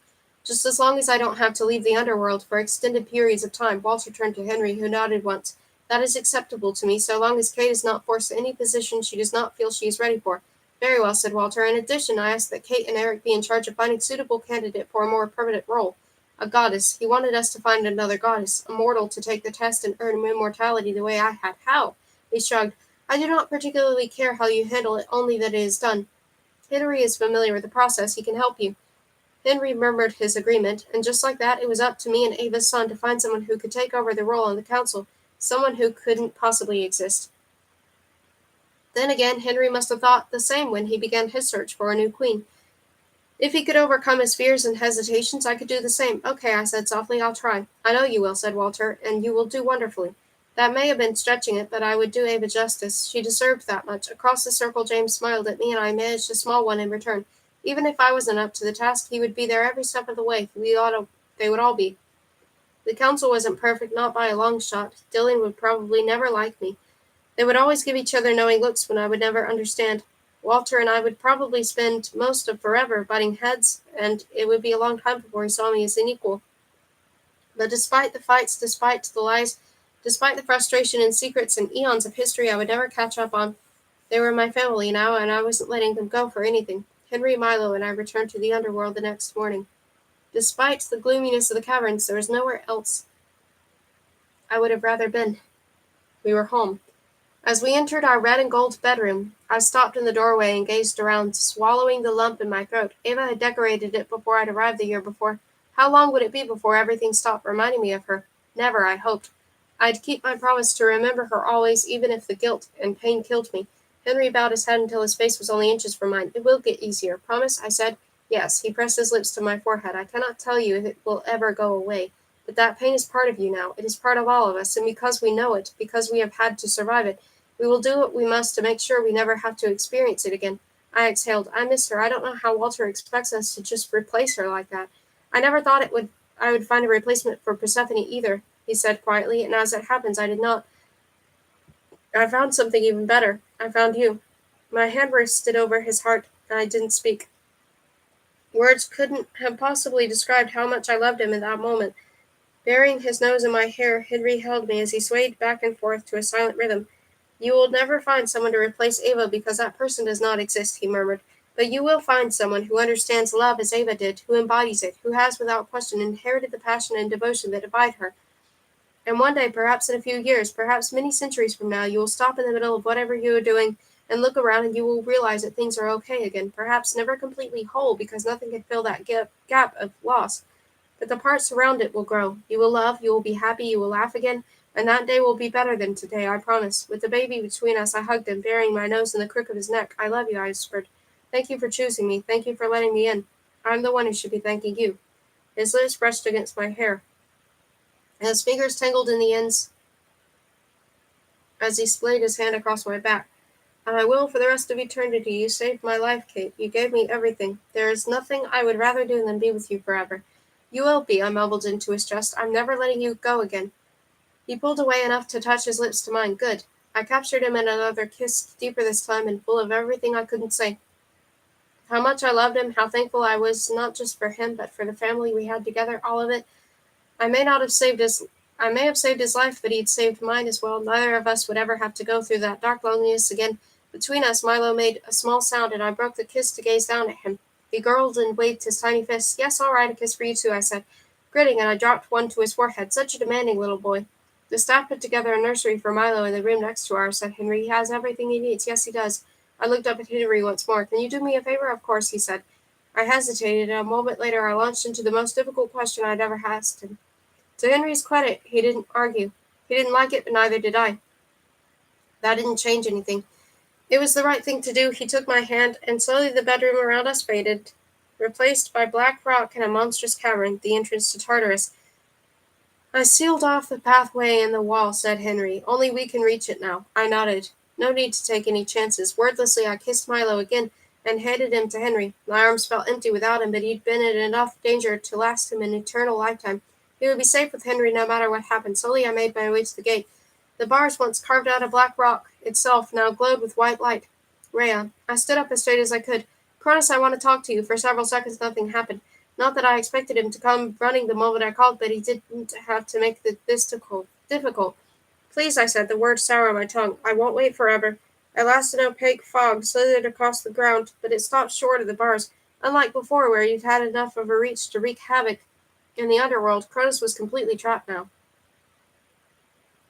The fog solidified into a silhouette of a man, and Cronus stepped toward the gate as tall and proud as ever. Kate, my darling, I knew you'd come back for me. I'm not here to release you, I said. I'm here to be with you. Oh, said Cronus, eyebrow raised. He focused on something behind me, and I scowled. He had no right to look at Henry or Milo after everything he'd done. In what manner? As your friend. And if not that, then to keep you company, even if I would have rather burned in a lake of fire. No one should be alone like this for eternity. Cronus's expression grew thoughtful. I did not realize you cared. I don't, I said coolly. I hate you for what you did to my family. I hate you for not healing Ava. I hate you for being a megalomaniac who can't see past your own desires. But you saved my son's life the day he was born, and I will never forget that. I paused. I know what it feels like to stare into a black future with no one let in your life. And no one deserves that. So I'm going to come see you. Not every day, but enough to make sure someone's watching you. Enough to make sure you're not alone. He narrowed his eyes. And if I do not wish for you to come, too bad. This is how it's going to be, whether you like it or not, so might as well get used to it. A long moment passed, and at last Cronus nodded. Very well, until then. He disappeared into the fog, and the tendrils drifted back until the darkness swallowed him completely. I took a shaky breath, trying to calm my racing heart, and Henry placed his hand on my back. I love you, he murmured. Those 3 words would never lose their magic, even if you are frustratingly good sometimes. I brushed my fingers against Milo's cheek, reassuring myself for the 100th time that he was still there. Someone on the council needs to be, I said, and Henry chuckled. Yes, I suppose you are right. Now come. He took my hand, his touch a reminder of everything about this world that I loved. Let's go home. The black rock around us faded, leaving only lingering remnants of the war and heartache and we'd battled. Henry was right. It would get better in time, as all things did. As much as loss had defined us, so did our capacity for hope. And from here on out, no matter what the future had in store for us, we would face it together always. Guide of Gods. Zeus, Walter, Hera, Calliope, Poseidon, Philip, Demeter, Diana, Hades, Henry, Hestia, Sophia, Ares, Dylan, Aphrodite, Ava, Hermes, James, Athena, Irene, Apollo, Theo, Artemis, Ella, Hephaestus, Nicholas, Dionysius, Xander.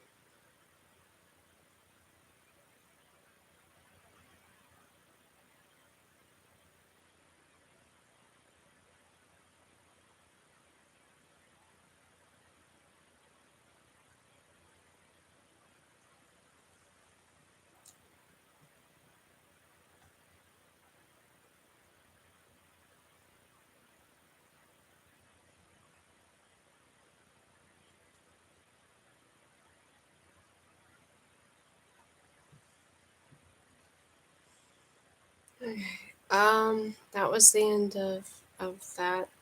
Um, what's after that is not exactly. It's not a continuation, but it's a retelling of the myths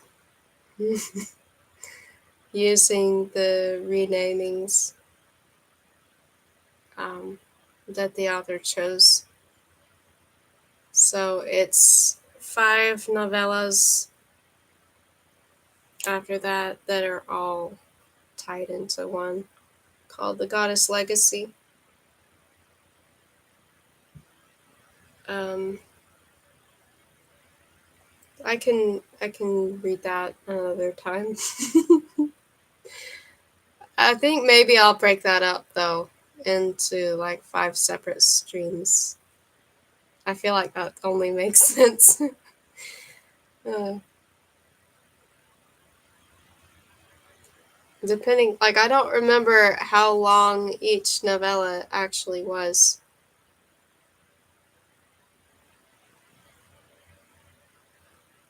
I don't remember Goddess Legacy being very long, but I don't remember how long it really is. Anyway, thank you for listening. I loved her way of retelling the. I mean, in a way, it's kind of like she is retelling, but also, but in this, she. I love the way that she took the characters and she kind of like gave them.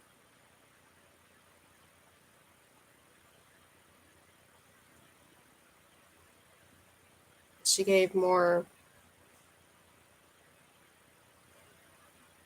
stories to the characters with those 3 books.